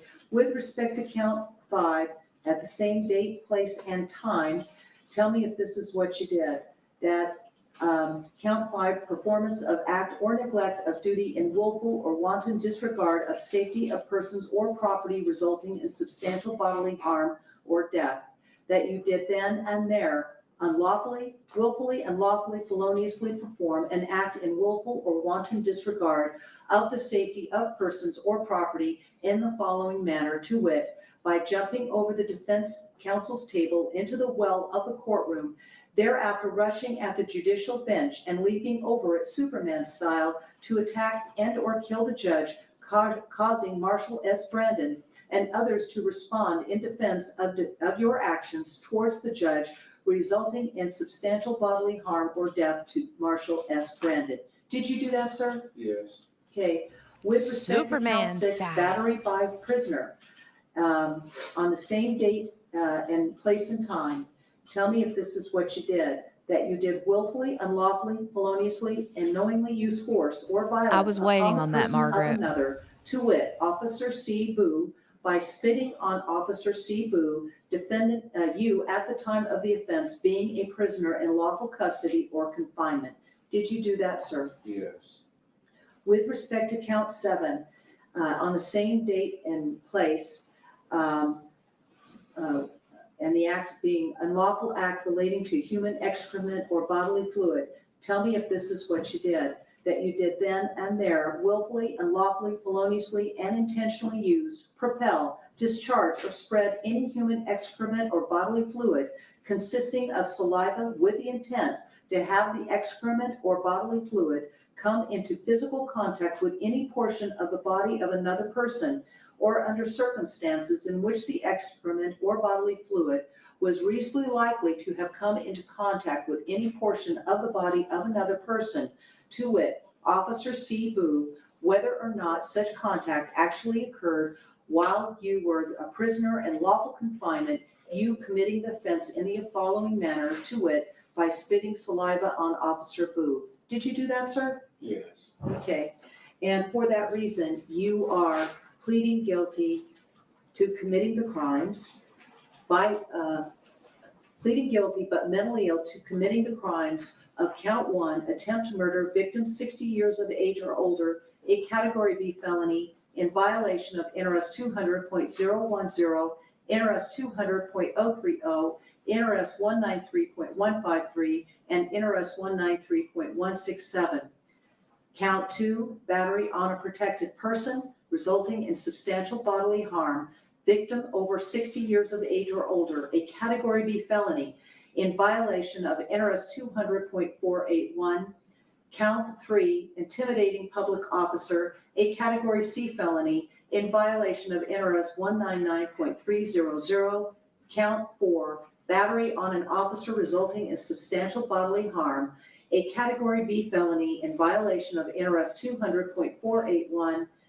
Count 5, is that what I'm on? Count 5, performance of act or neglect of duty in willful or wanton disregard or of safety of persons or property resulting in substantial bodily harm or death, a category C felony in violation of NRS 202.595. Count 6, battery by prisoner, a category B felony in violation of NRS 200.481 2F. And count 7, unlawful act relating to human excrement or bodily fluid, category B felony, in violation of NRS 212.189. Is that right, sir? Yes. Okay. Is the state satisfied with that canvas? Yes, Your Honor. Okay. At this time, I am going to allow Mr. Redden to withdraw his original guilty pleas to counts 2 through 7. And it is the finding of the court the defendant is fully competent and capable of entering an informed plea with respect to the 7 counts, and that your plea of guilty but mentally ill is a knowing and voluntary plea supported by an independent basis in fact, containing the essential elements of the offense charged, and for that reason, this court accepts your guilty pleas. We need to give this gentleman a sentencing date. Yes, and I believe defense counsel was requesting 60 days. Yes, Your Honor. 60 days? Yes. I think we can accommodate that. Court's indulgence, Your Honor. Sure. Judge, just for the record, was the Mr. Arnold's acknowledgement attached to the guilty plea agreement? I've got it. Yes. Just The wanted to- certificate of counsel? Yes, It's there. thank you. Okay, and go ahead. November the 7th, would you like a special time, Your Honor? Do you want a special time? Yes, please. Usually I have my calendar at 8:30. Do you want to do it after? Or do you want to do it in the afternoon? We can do 10:30 or 11, or we can do it afternoon, whatever. Afternoon would be better. Oh, now this shouldn't be a Wednesday. No, I'm saying on the Thursday. Yeah, because I have gotten where I just don't just so on, there's just no way I can get it done. Right now, we've got 6 criminal sessions on that. I could probably do it at noon if you want to just do it at noon. Whatever Mr. Arnold's preference is. That's fine, Your Honor. Okay. We'll just take a later lunch, okay? November the 7th at noon. Thank you, Your Honor. Thank you. Okay, thank you. And Ms. Clerk, I'd like these documents, Dr. Paglini's report, left side filed, as well as Leo Rowley, Dr. Leo Rowley's report, left side filed. Okay? Okay, and thank you very much. Well, wait, Mr. Arnold, do you want to take the defendant out now? I was going to tell the jury. Oh, yeah, we don't need him. Yeah. You don't need him? No, we don't need. Okay. All right. Are you ready for me to invite the jury in? Yes, sir. Okay. Yeah,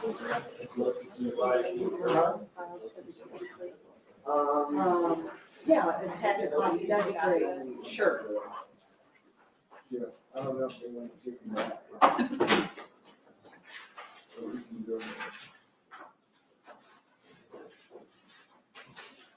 All right, so now Okay, she you don't gets want to me tell the them jury exactly what happened, just that what's going there's a on. resolution. It doesn't matter. Okay. I bet the jury is going to be like, whew, thank God we get out of this.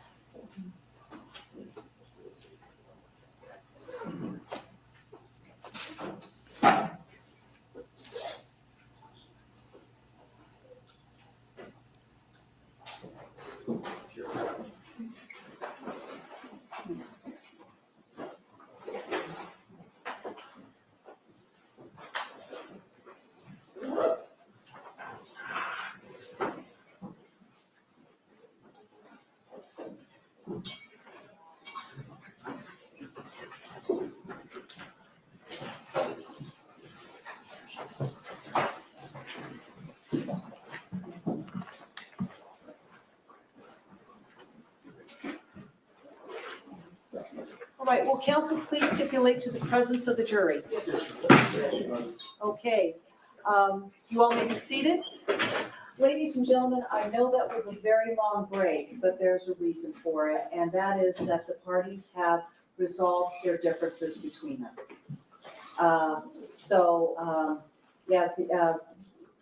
Should I go ahead and tell them? Okay, essentially what Mr. Redden did was that he pled guilty to all the charges set forth within the second amended indictment, guilty but mentally ill. So as the case has been resolved, I can excuse you now and release you from your service. I want to thank you very, very much for taking your time. And I really do appreciate it. It's the only civil service that we do owe to our country, but it is really a necessary service. And I really do appreciate it. And you are excused from my thanks. At this point, you may say, well, can we talk about our experience? If you had a good experience in this courtroom, say, yes, we had a great experience in Department 22. If you didn't, I would appreciate that you not. I'm kidding. But yes, you may talk about your experience, and I certainly hope that whatever you have to say does encourage others to engage in jury service as well. So we're going to take you in the back, get all your badges and all of your stuff. And the lawyers may want to talk to you. And if they do, I would certainly encourage you to do that, because I know I learned a lot whenever I was a lawyer sitting at those tables to hear what jurors had to say. I think it made me a better lawyer. Okay? All right, guys. So Thank what you. we're gonna do, we're gonna line up in the hallway. Just And Judge, we do want to speak today, if anyone wants to wait. Okay, just. yeah, no, bring your notebooks, bring the candy bucket.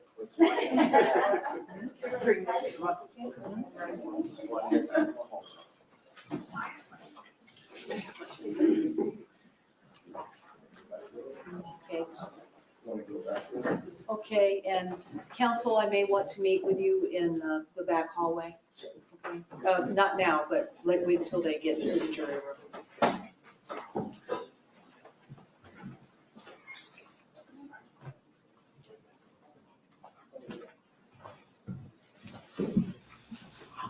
Oh, wow.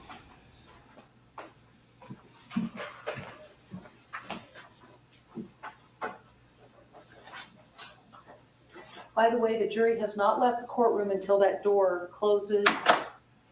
The jury has left the courtroom. All right, I am going to encourage them to talk with you, but in the meantime, I'd like to talk to you guys first, okay? All right.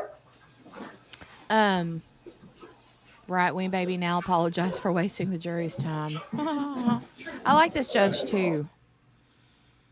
She's very personable, I think.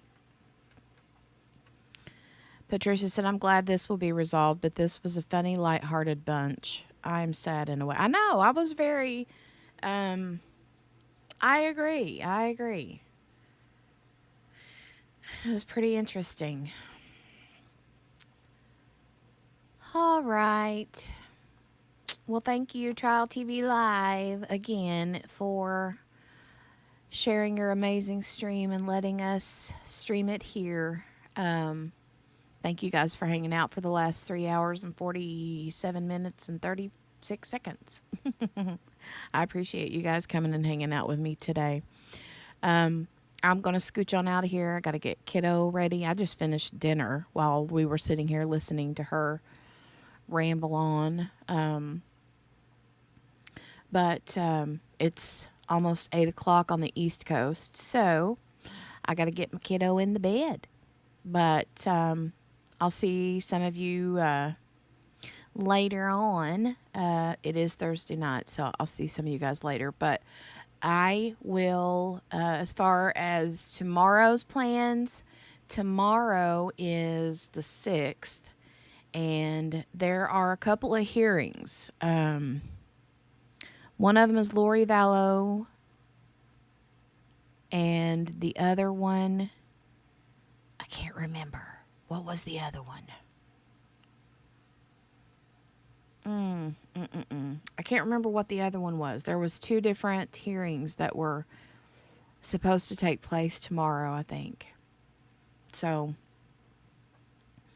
but just make sure you got your notifications on, and yeah, I'll be predisposed all weekend. Okay, Steph, I hope you have a great weekend, friend. All right. Make sure you guys, if you enjoyed yourself over here, I would appreciate it if you would hit that thumbs up before you leave if you haven't already.